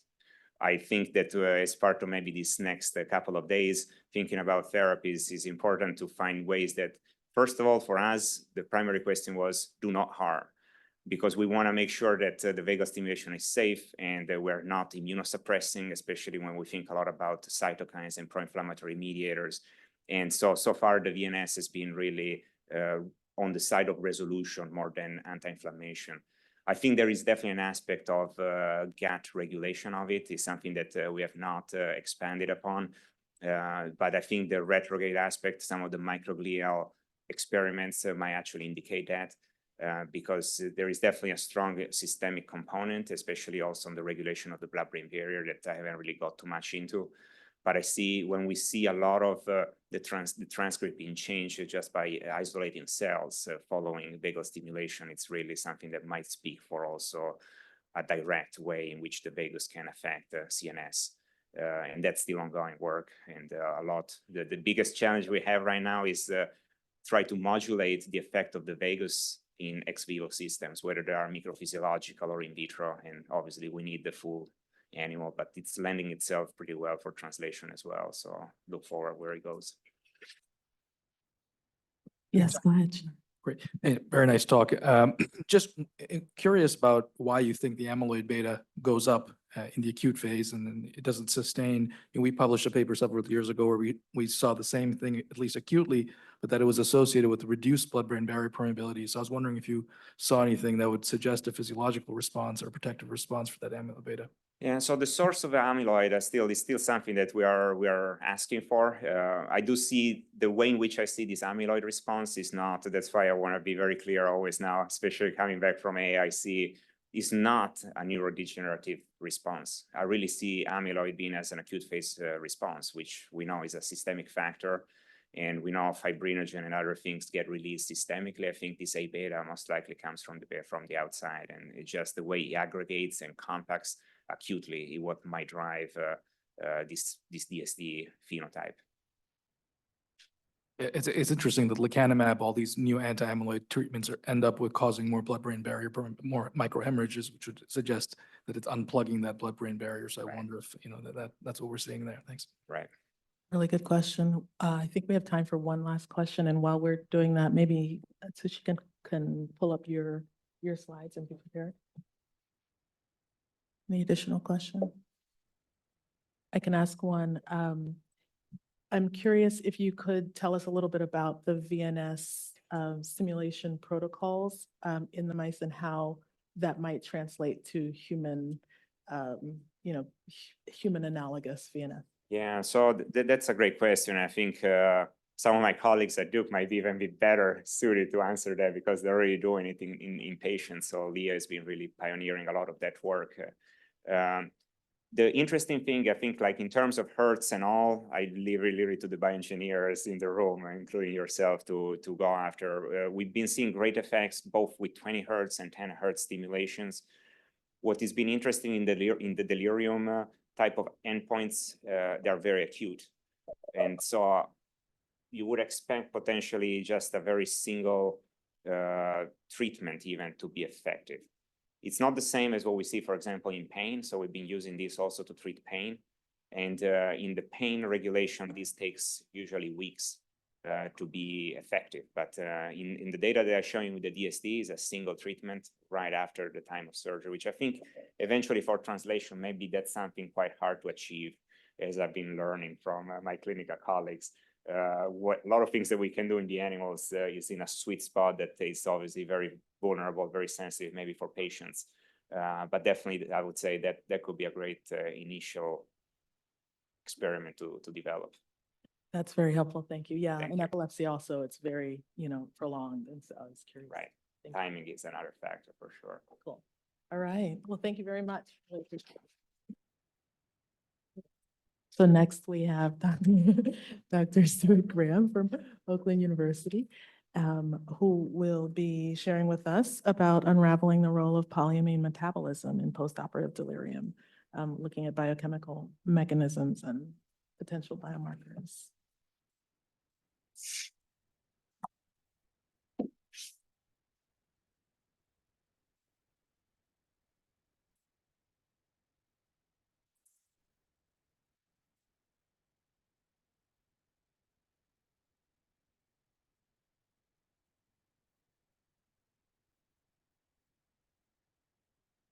Thank you very much. Okay.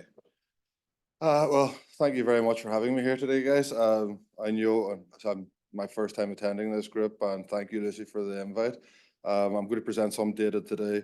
It's relatively new. We've been sitting on it now for a little bit of time. We're just trying to chew the cud, basically, and trying to understand what it means and the importance of it towards postoperative delirium.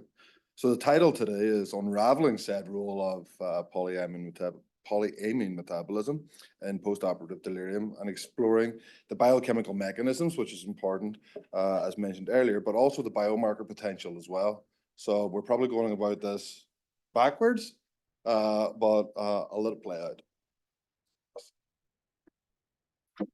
Okay, so as a little bit of background, our group initially identified polyamine metabolism in those individuals who developed delirium following surgery.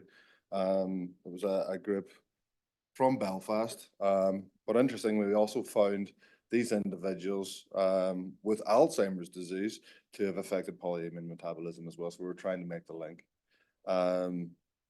So this was from Brian's group and Emma's group. And interestingly, it was when we met up at AAIC a few years ago before COVID, when it was in Chicago, and I posed this idea to these guys because we did the initial work in the Alzheimer's cohort and they did it in the delirium cohort. And I said, we need to get together and see if there's going to be, if there's something happening here.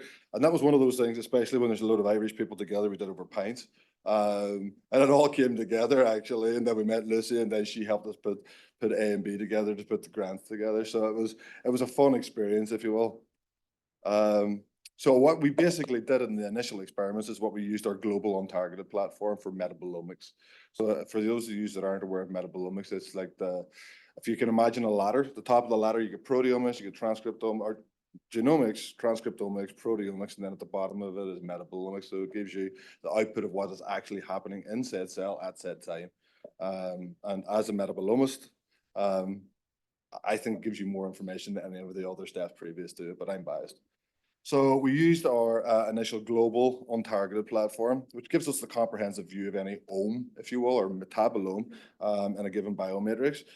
We followed that up as well with a targeted platform using a commercially available kit, which allows us to accurately identify and quantify up to about 1,000 different compounds within the serum that we were interested in. And what we did, and what two of these complementary platforms showed us, was that polyamine metabolism was perturbed in those individuals who developed delirium and those individuals who went on to develop mild cognitive impairment and Alzheimer's disease.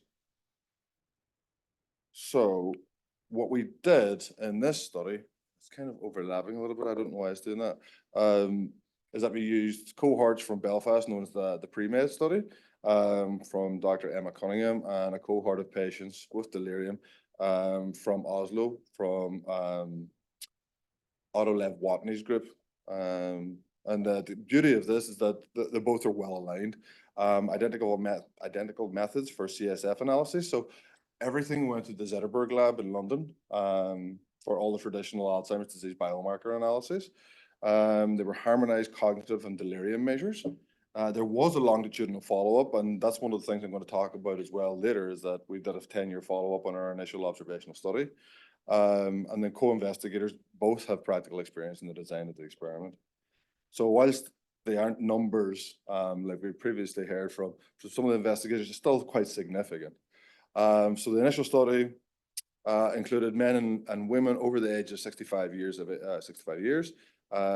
are due to have a primary elective hip or knee surgery, and they had a spinal anesthetic. And we excluded anybody with a pre-existing diagnosis of dementia or a neurodegenerative disorder. And these samples were collected between 2012 and 2014. So initially, the patients were admitted preoperatively. Cognitive battery was completed. We collected blood and CSF before they went under anesthetic and surgery. Now, the daily delirium assessments were completed on day 1, 2, and 3 following surgery. Patients were discharged, of which there was 315, and of which we were able to follow up with 280 of them over the 3 days following surgery. And this was all done at Queen's University in Belfast. So as I said, we sat down, we had a couple of drinks, we started talking about this, and then we said we really need to put the links together here. So our impairments of arginine metabolism, which is the over-encompassing biochemical pathway, which includes polyamine metabolism, as found in Alzheimer's disease, present in those patients developing postoperative delirium and cognitive decline. So we had a couple of aims in this. So this was an R21, R33 study, whereby, of course, you had to hit the milestones in the R21 before you could move on to the R33. But the RFA was perfect for what we were interested in doing at the time. So we wanted to use CSF to reflect aberrant arginine metabolism in the brain and correlate these changes with these existing biomarkers, which we had already measured with the Zetterberg lab in London. But the problem is that we had only accurately measured a few of these compounds using the available kits and other methodologies. So what we had to do was develop a methodology whereby we could measure all of the compounds within said pathway. And that's something that we did in Belfast. So the other interesting thing is that we had to determine if this broader characterization of neurodegeneration allows more accurate prediction of delirium after surgery. So we're able to measure all of these compounds within arginine-related metabolism, or ARMS, as we affectionately call it. And we want to know if we can use those compounds in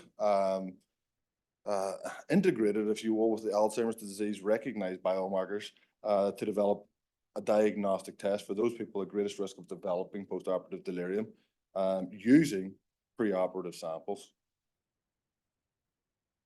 So here we have arginine-related metabolism. So we're able to develop a methodology to measure all of these different compounds.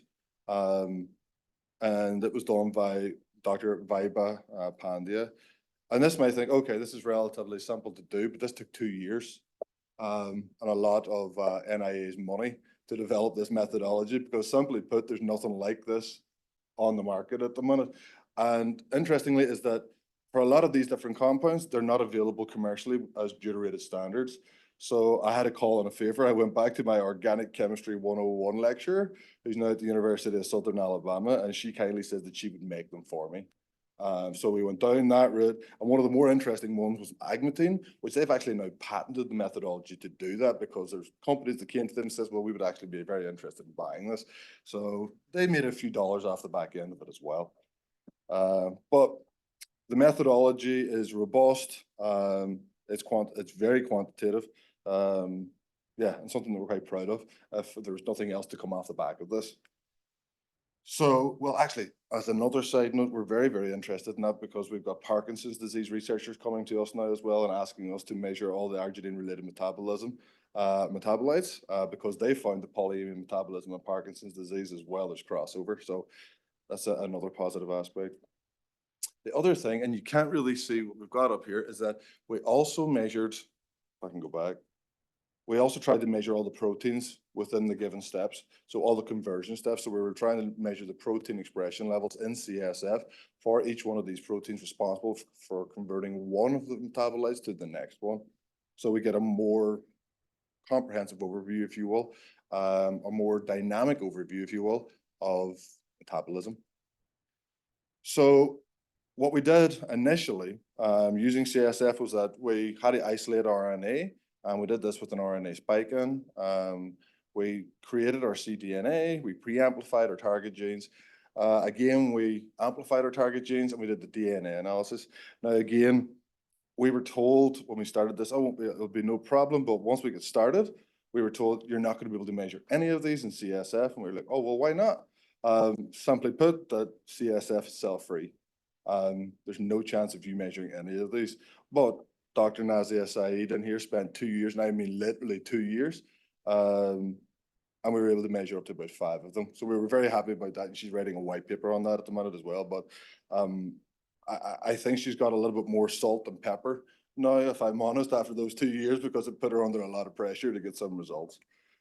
But we had to address these technical challenges, and we did test lots of RNA isolation kits, and we did come up with one easy, the serum plasma kit, to be the most effective in isolating those RNA from CSF samples. And we did add or spiked in extracellular RNA to each sample, which allowed us to evaluate the efficacy of our RNA extraction, identify any potential inhibition or any RNA loss during the process, and normalize said data as well, which is very, very important for this sort of analysis. And due to lower endogenous RNA concentrations, we had to perform additional gene preamplification steps.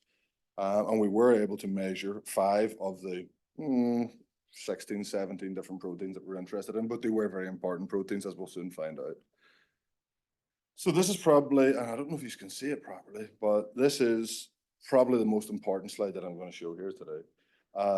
We're looking at arginine metabolic pathways. On the left-hand side, we can see the pathway. They're both the same pathways, but on the left-hand side in blue, that's what you're going to see in those individuals who are resistant to developing delirium or postoperative delirium. On the right-hand side, you're going to see the pathways, which are those individuals who develop delirium. Now, the ellipsis shows the pathways which are preferred, and then the lines, what they indicate are correlation differences between the two. So what we see on the left when we look at those control patients or those patients who didn't develop delirium is that it pushes it more towards the urea cycle. So why is this important? Well, urea, which is a byproduct of protein metabolism, is converted from protein into urea, which is then excreted. But if it's not, then you start to get a buildup of ammonia. So if you've got a buildup of ammonia within the brain, essentially what you're going to see is that you're going to see neurotoxic effects. So the individuals in the control side have a better mechanism, if you will, or cycle to assist in detoxification of ammonia within the brain. So with that, you're reducing the risk of delirium. So that's what we believe. These are very, very new results, but this is what we're trying to deduce. Then on the right-hand side, when we're looking at those individuals who develop delirium, you can see that it's pushing towards polyamine metabolism, which is what we expected. So abnormal polyamine levels, that can lead to increased oxidative stress, inflammation, which we believe will lead to delirium in association with the increase in ammonia or the decrease in the ability to deal with ammonia within the brain. So you've got an increase in neurotoxicity, you've got an increase in neuroinflammation, and you've got an increase in oxidative stress because of these polyamines within the brain. So that's what we've really garnered from this. There's a lot more work that has to go into this in terms of, we want to do some in vitro, we want to do some translational work, but as a first look, we were very, very excited to see, okay, we're actually getting into the mechanism and we're actually able to define what's happening here. The other interesting thing taking away from this slide is that in those patients who develop delirium, we see that there's a lot more activity in terms of their proteins and what's doing the conversions, whereas in those control patients, we're seeing a lot more activity in terms of the levels or concentrations, if you will, of their given metabolites. So again, we're trying to see, is this enzymatically driven as opposed to metabolically or metabolically driven? So again, a lot more work that has to go into it, and I would love to hear people's comments on it because this has probably been about a week since we've been trying to deduce what's going on here. So it's very interesting for us. And then we decided, okay, we're going to have to develop a test for those individuals to develop delirium. The problem is that those individuals, we have a small number in terms of cases versus controls. But we were able to develop a predictive model with a 75% predictive accuracy following a 10-fold cross-validation. But we believe now with the new set of samples that we're getting in, we will be able to increase on this. And because we're including a lot more Alzheimer's disease accepted biomarkers as well. So the milestones that we had to do were, we did develop electrochromatography and mass spectrometry methodology for measuring all of the arms. We developed a predictive algorithm, even though it's only at 75% at the minute, I think that's pretty good. And we were able to comprehensively model aberrant arginine metabolism linked to delirium, but there's still a lot more to do. So we are now in the second year of our R33, and we have completed actually the long-term follow-up of the initial patients from the 2012 and 2014 study. So those results are being compiled at the minute with our biostats guys in the United Kingdom in Belfast. So that's going to be between Emma Cunningham and Dan Davis's group out of London as well. So those guys are compiling all of those and using baseline measures and then combining it with new measures as well, which is actually being funded by the MRC. So that was something when we did this that the NIA were very happy to find out that the Brits were going to cover half of this study. So I thought that was good as well. And then we're doing the prospective validation of our delirium cohort in a US-based population. So we see about 4,000 patients a year on our, for the over the age of 65 having an elective hip or knee surgery at our center site in Royal Oak in Michigan. And we're hoping to collect about 1,000 different patients over the next 2 years. The problem is that we started this before COVID, where they generally kept patients in the hospital, but now they get patients out of the hospital. You get your surgery, you're out in the same day of surgery. There's no 1, 2, 3. So we're had to change things up a little bit, whereby we're using telephone interviews and so forth to do these things, and then also bringing in their care partners as well and interviewing those guys and trying to get additional information. So it's made it a little bit more difficult. The other thing is that a lot of our surgeons and anesthesiologists are trying to move away from spinals and more towards generals. So it's more difficult for us to actually get those CSF samples. But we are getting to this place whereby we can collect serum. And then that's the next grant further down the line, is that we can recapitulate what we see in CSF and blood serum, and of course the translational aspect of it. So just to finish up, the follow-up study from Belfast, unfortunately, 15 of the 315 individuals are deceased. 264 of the participants were contacted in 2020, 92 declined to take part. 172 telephone interviews were completed in 2021. Study visits commenced in July 2021, and to date, 139 of those have been completed. So we're getting there. We're definitely getting there. I think that number is a lot higher at the minute because they kicked on with it. But interestingly, what we're going to do with that and these samples is that we're going to increase everything. And this is going to be the same for the samples that we're collecting at Royal Oak. So APOE genotyping, we're looking at CSF and plasma albumin levels. We're looking at CSF and plasma neurodegenerative and inflammatory markers. So A-beta 40, total tau, p-tau 181, 217, GFAP, you name it. We're heading this with everything. 1 minute and I'll be done. We're looking at MMP3, alpha-synuclein, which is something we brought up, polygenic risk scores, and we're also doing the metabolomics analysis of these as well.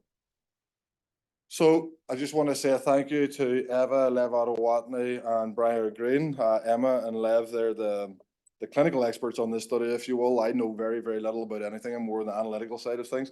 I try to push that and let those guys try and push everything clinical, but I'm learning as we go along. Brian, he's one of the biochemists on this as well. He's been absolutely fantastic. Mira and Joseph here at the bottom, those guys, the biochemical modeling, the kinetic modeling, and of course the biostatistics. And then there's my team here as well, who are all online, and they're really enjoying this today because I'm getting a play-by-play text on everybody's presentation, so they're having a great time. But I just have to say thanks to them because I couldn't do it without them. So thank you, and I'll leave it at that.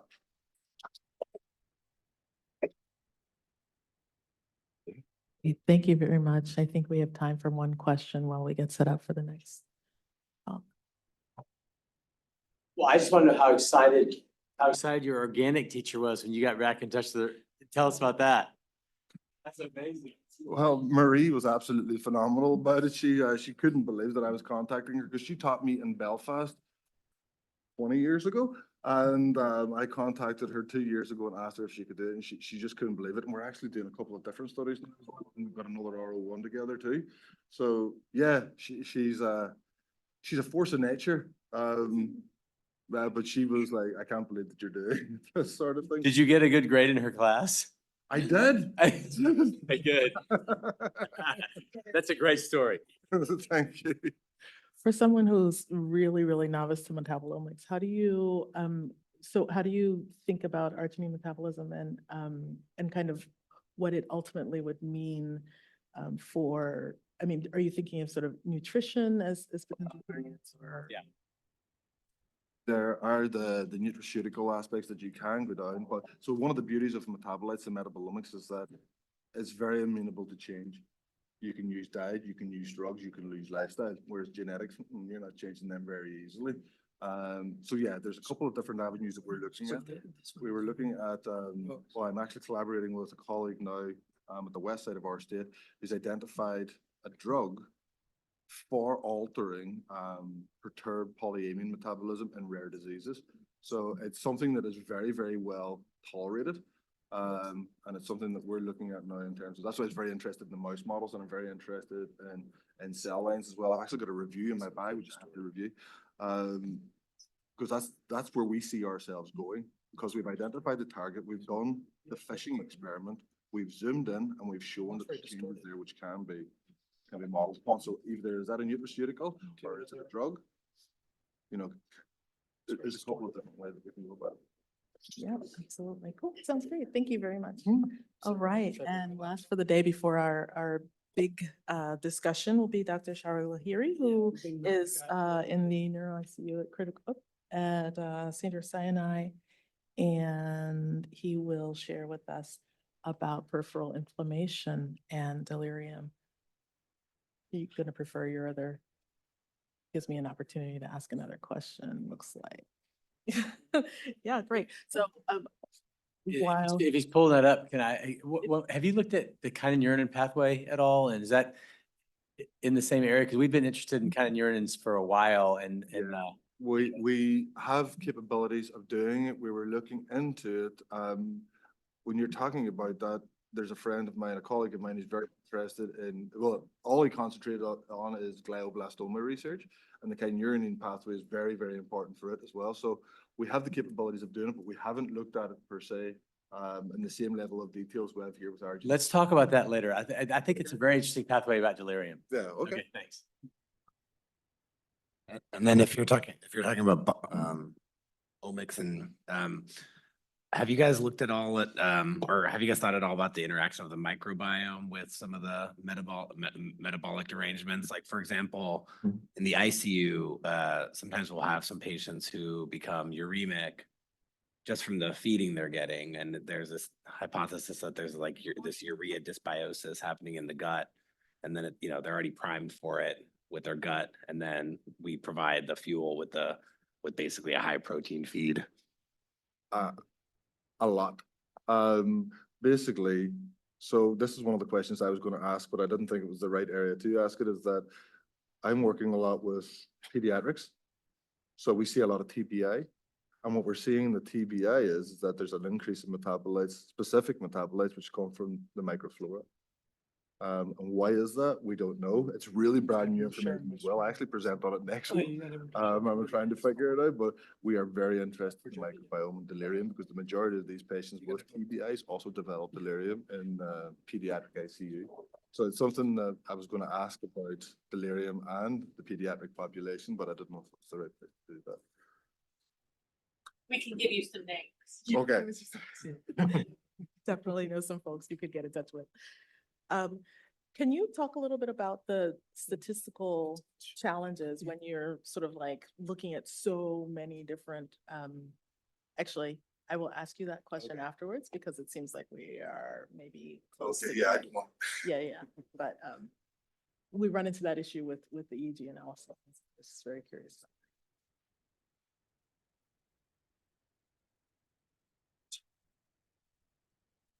Okay, thank you. Last talk. Sorry for the technical issues.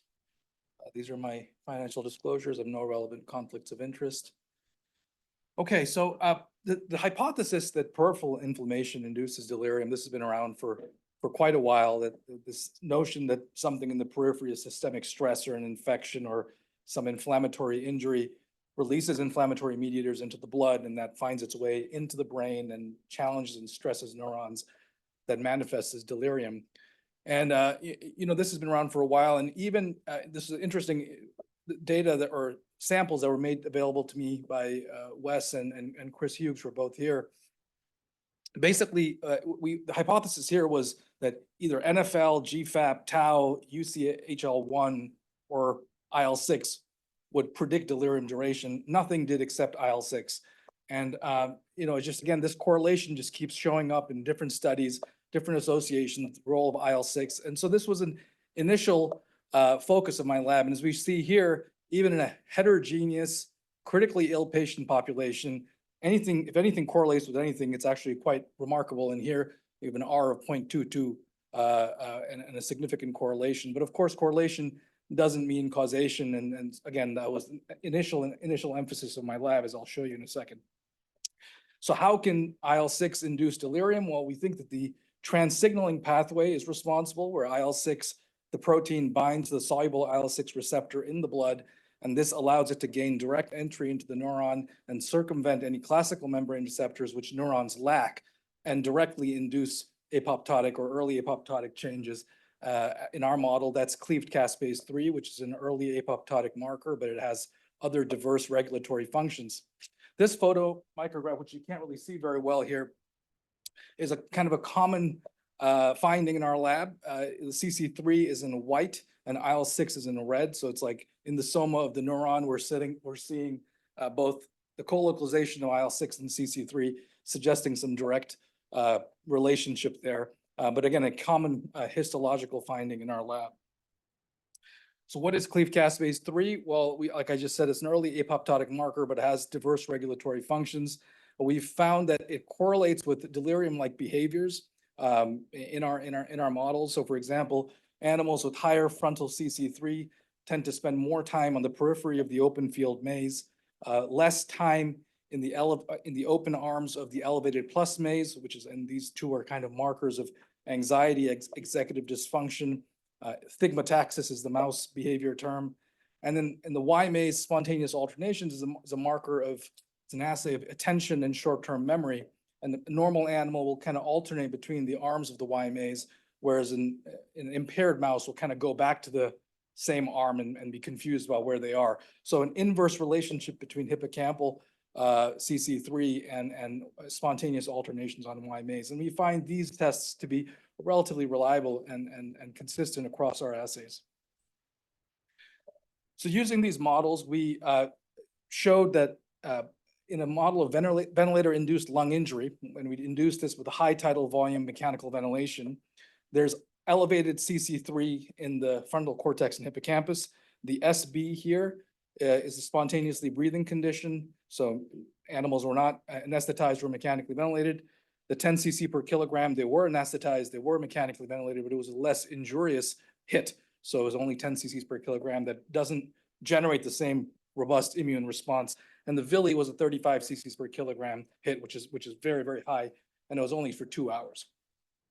So what we show here is that by blocking either component of the trans-signaling pathway, the IL-6 protein or the receptor in the blood, in the periphery, we can fully abrogate the CC3 response, reverse it back to spontaneously breathing levels in both the frontal cortex and hippocampus, as shown here and here. And this is accompanied by improvements in delirium-like behaviors. Animals treated with anti-IL-6 spend more time in the center of the maze and perform better on the spontaneous alternations Y maze.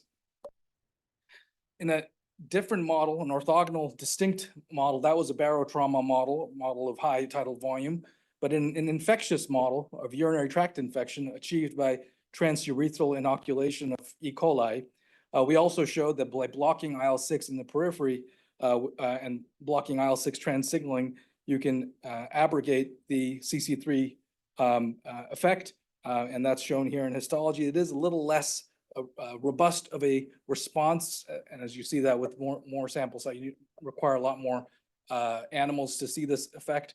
And this is the histology and the Western blot, but we nevertheless see reversal of the CC3 phenotype and associated improvements in behavior. So animals treated with anti-IL-6 spend more time in the center, less time in the periphery, and have improved spontaneous alternations. Now, it's worthwhile to point out that we went out of our way to model a hyperactive model of delirium and avoid sickness behavior in animals that were not able to participate with the behavioral testing, because that would introduce obviously a significant confounder. So these are animals who are all between the groups comparable in their weight, total distance traveled, time mobile, et cetera. So I'm a clinician, and this is, so I like to ask clinically relevant questions, and this one has been on my mind since I was a medical student, which is why are we told that if an older woman comes to the hospital with an acute confusional state, why do we know to look for a UTI? Now, is that just something about the aging process, or is that something to do with women just being more susceptible to UTI? Or could it be something about the postmenopausal state that puts them at elevated risk? And so in this study, we oophorectomized mice, subject them to surgical menopause, and then induced UTI, and then gave them either 17-beta estradiol or vehicle. And we showed a beneficial effect of this on CC3 histology in the frontal cortex and hippocampus. We also showed a modest reduction in peripheral IL-6 levels. And then we simulated this injury in a dish, in a cell culture neuron, in a cell culture of neurons. So we gave the neurons either the components of the IL-6 trans-signaling pathway by giving them IL-6 and soluble IL-6 receptor, show that induced a CC3 response, and that would mitigate through with estrogen supplementation. So again, this is probably a pleiotropic effect where both lowering of peripheral IL-6 and direct neuronal protection accounts for the improved CC3 phenotype. This is the corresponding behavior. You see here that at baseline conditions, this is prior to induction of UTI, time in the periphery is here, and then it goes up as expected post-UTI, but there's a significant improvement in the estrogen-treated animals. E2 stands for 17-beta estradiol. And the same thing with spontaneous alternations, and also the elevated plus maze, there's again that expected reduction in the open arms after injury, but still a better outcome, better effect in estrogen-treated animals. So we concluded here that 17-beta pleiotropically ameliorates structural and functional delirium-like phenotypes via reduced IL-6 trans-signaling and direct neuronal protection. I'm not going to have too much time to go into this, but what is the pathway what is mediating the protective effect of estrogen? Well, we looked at the 3 estrogen receptors in the brain: estrogen receptor alpha, beta, and G protein coupled estrogen receptor. I'll just suffice it to say that I'll just use time in periphery as an example. Again, we see the expected increase in time in the periphery post UTI, but no beneficial effect of the estrogen treatment, suggesting that in the absence of ER beta, 17-beta estradiol did not improve the delirium-like phenotypes. So probably it's estrogen receptor beta that's involved in this, and that was consistent across the different assays. And we did this in GPER and estrogen receptor alpha knockout mice as well, but didn't see this finding. So this was only true in estrogen receptor beta, ER beta knockout mice. So basidoxifene is it's a relatively newer drug that is currently FDA approved to treat postmenopausal osteoporosis and vasomotor symptoms.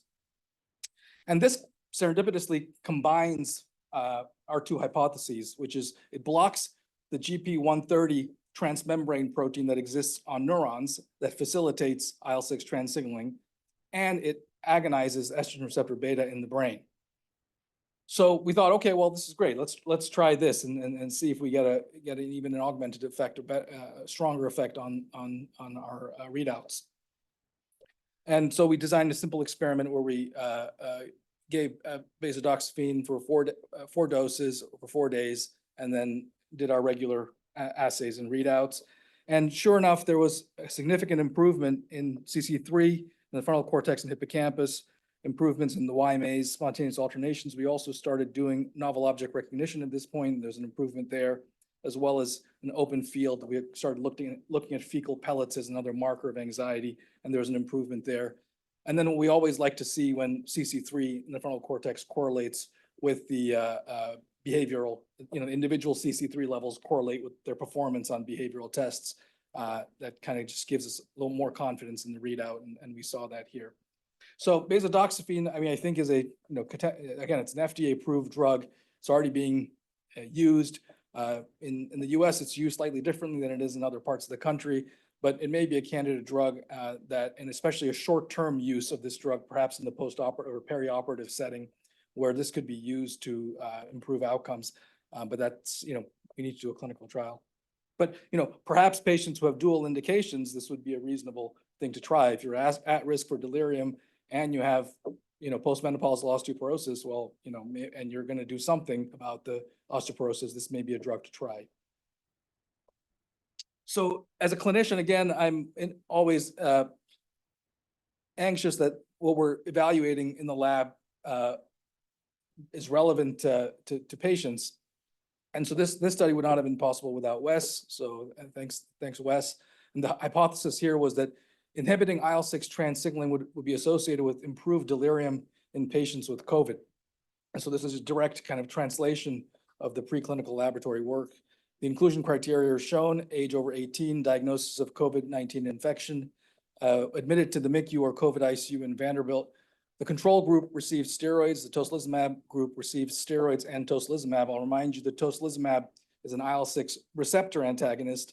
It became standard of care during the course of the pandemic, but there was a period of time before that it wasn't. And so we had that as a control group, notwithstanding, of course, the limitations of historical controls and retrospective design.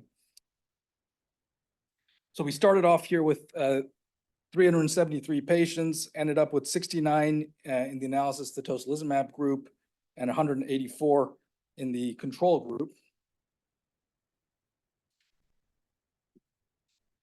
And primary outcome was number of days alive without delirium or coma over the first 21 days. And secondary outcomes were the outcomes we know that that the tocilizumab is beneficial towards, like 90-day mortality, ICU length of stay, hospital length of stay, number of days free of mechanical ventilation. So there were some baseline differences. The tocilizumab patients were younger than the control and had lower Charlson comorbidity index at the time of encounter, but there are no differences in terms of analogous sedation or doses that were used. In univariate analysis, patients treated with tocilizumab had 7 days alive without delirium or coma at 21 days compared to 3 in the control group.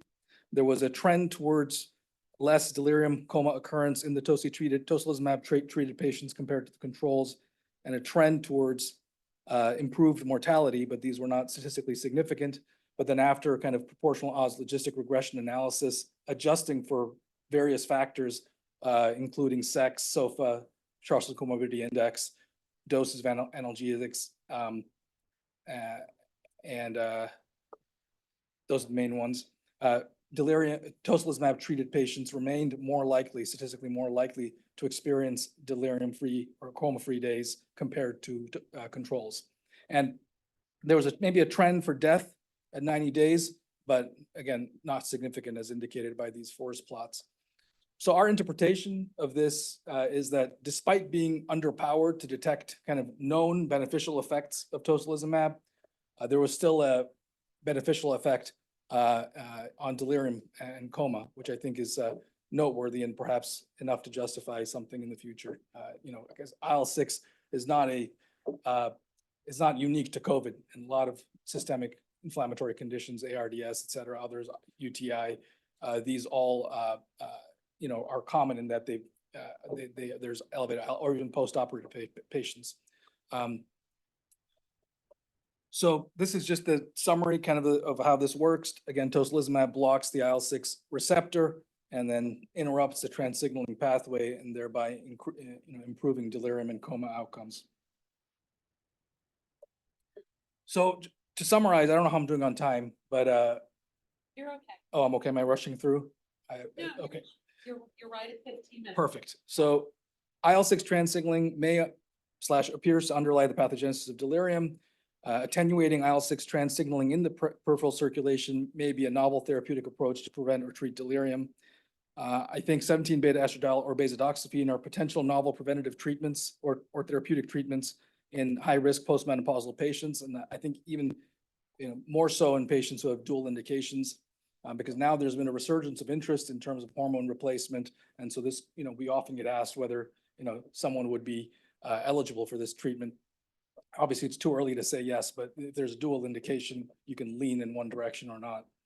And then finally, tocilizumab is associated with reduced delirium phenotypes in patients with COVID-19, but all of these claims need to be confirmed or clarified in prospective randomized clinical trials. Happy to take any questions.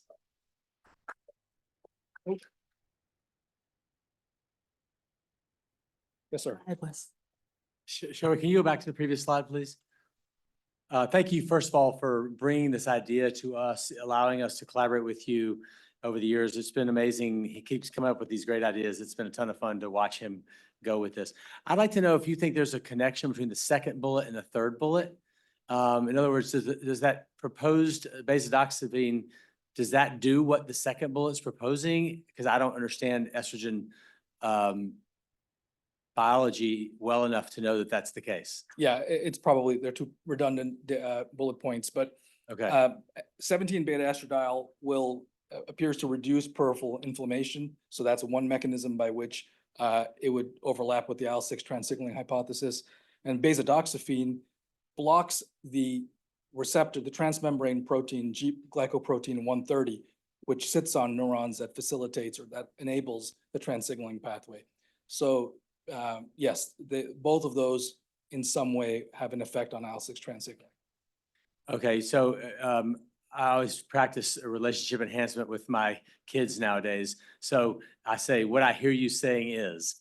So what I hear you saying is that in animal models, you have found out that the IL-6 pathway tends to feed delirium, and that in COVID, we found a therapy that was in a non-randomized controlled trial, seemingly showing a signal in support of that, and that by blocking this pathway, you think it could be a treatment for delirium. So you're trying now to figure out what the most direct ways to randomize people to test this hypothesis would be. Yeah, that's right. Not bad? No, I think you got it. You should have come up here. It's good. I mean, I think that's it. The basidoxifene, I just looked it up on my Hippocrates. I didn't even know about that drug, but yes, FDA approved. It's sitting there. Yeah. But Yeah, I think you're good- doing it as a prevention. Yeah, well, I think, one thing that you've kind of known this intellectually, that prevention and treatment are two different things. But Yeah. in doing basic research, this was like, they're orders of magnitude different. I mean, they're very, very different. So I think that prevention all the way. And so if we can, leverage the infrastructure that Chris was describing with, this, that you're going to get this patient who's going to come in for hip surgery repair. You can enrich the population by, selecting for patients who are older, and then you start administering the drug before, a couple of days before surgery and continue it out for a week. That's a short duration. It's a potential, again, there's risks of any drugs, but I think you limit that risk if you administer it over a shorter period of time. And that could be a population where we test this on. So Miles asked the question online, whether TOSI enters the CNS and if you think the effect on delirium might be mediated by central mechanisms versus peripheral mechanisms. Any thoughts on that? I don't. I think TOSI is too big to enter across the blood-brain barrier. So I think it is all peripheral. Same thing, yeah. Same in this, yeah. That's right. I just wanted to add a little bit on that, because so how much do we know about the safety profile of these drugs? Because we know biologics in general are always usually taken out for patients before surgery. I mean, we started off with anti-TNF, and I learned from my clinical colleagues that that's something that people are usually taken out before they undergo surgery for the risk of infection, immunosuppression, and so on and so forth. So I guess the question to you, Shouri, is, and what we're thinking a lot about is cell specificity. And what do you think is the source of that IL-6? Because I think IL-6 has such ubiquitous effects as we see it in so many diseases and across so many conditions. So is there a way that we can think about targeting IL-6 specifically in the context of delirium, and maybe devise therapeutics that can be more specific in the way of disenabling the trans signaling, for example, in the hippocampus only, but sparing all the systemic inflammatory effects. Yeah, I mean, my thoughts on that, I agree with you. My thoughts on that is, what's at stake, right? So there's of course risks to any biologics, and I agree with you, and this is not the trial that I would propose tomorrow. But what are the risks? If there's a risk of incipient dementia, okay, would you take the risk of a little bit of some infection in the short term to prevent the risk of dementia in the long term? Maybe. The other possibility is, what you said, which is, maybe, like, is it macrophage? Is it coming from the liver? Probably. We see that CRP and IL-6, for example, are autocorrelated, and one triggers the other through the liver. So that seems to be another reasonable pathway. But yeah, I think you get around that by some of these other drugs, which like basotoxifene, which doesn't have the same immunosuppressive effects. They have other effects, but immunosuppressive effects as tocilizumab. I'd like to actually pose the question to the animal model folks in the room. I'm curious if that's something that we see that could actually be applied to some of the other animal models that have been described, like to look for safety profiles. Because it may be that, maybe that we actually want to suppress IL-6, for example, just temporarily, operatively, and we can follow those animals, maybe. Yeah, I'll take the other side of this now. I think there is a balance there. There's a risk. Like, when I first thought of doing this in orthopedic surgery, do tocilizumab in orthopedic surgery. Well, it turns out IL-6 is quite beneficial in bone remodeling and other things. So, you have to be careful, how you look at that. But again, going back to it, I think that, now that we have a putative immunologic pathway, and there may be other ways that we can approach it, maybe even small molecules, right? That address. There's other ways we can approach it. Yes. So I'm curious, I seem to remember that 17 beta estradiol affects glutamate receptors, doesn't it, in the brain? I don't know the answer to that. And I'll bring you back to the question that I asked at the Delirium Society meeting, and that is, how much do we know about how Basotoxifene. how it behaves like estrogen? So does it have the same kinds of central effects that estrogen does? Because estrogen is unique in that it easily. Hey, Lucy, can you move closer to the microphone a little bit? I did it again. So I've just been going on here, and I'm not going to repeat it because that'll take up too much time. But my question was about estradiol and glutamate receptors. Yeah, as I understand it, it stimulates it agonizes estrogen receptors in the brain, but it has different effect. That's why it's a selective estrogen receptor modulator. And so in breast tissue or in the uterus, it inhibits estrogen's actions. So it has a different effect. And that's why it doesn't have the same risk of uterine cancer and breast cancer. And actually it's a treatment. It actually uses as treatment for breast cancer in some places. So I think, other studies have described its agonistic effects in the brain. So I think that's what I would go with. Cool. Well, thank you. If there are no additional questions, thank you guys so much for a fantastic session. And I guess, Lucy, do we have instructions for this evening? I was thinking that we would just go in groups and meet at the restaurant. I'll get there a little bit early and get our table, assuming that they'll let us. I don't know. I've never been to this restaurant before, so I don't know if they'll let us be seated before we're all there. But I'll try to get us seated. So anyway, I gave you. From the hotel. No, it's not. It's a little under a mile. And so, I mean, unless you're really looking forward to, sweating. Yes, that was the part that I was, that I would take an Uber.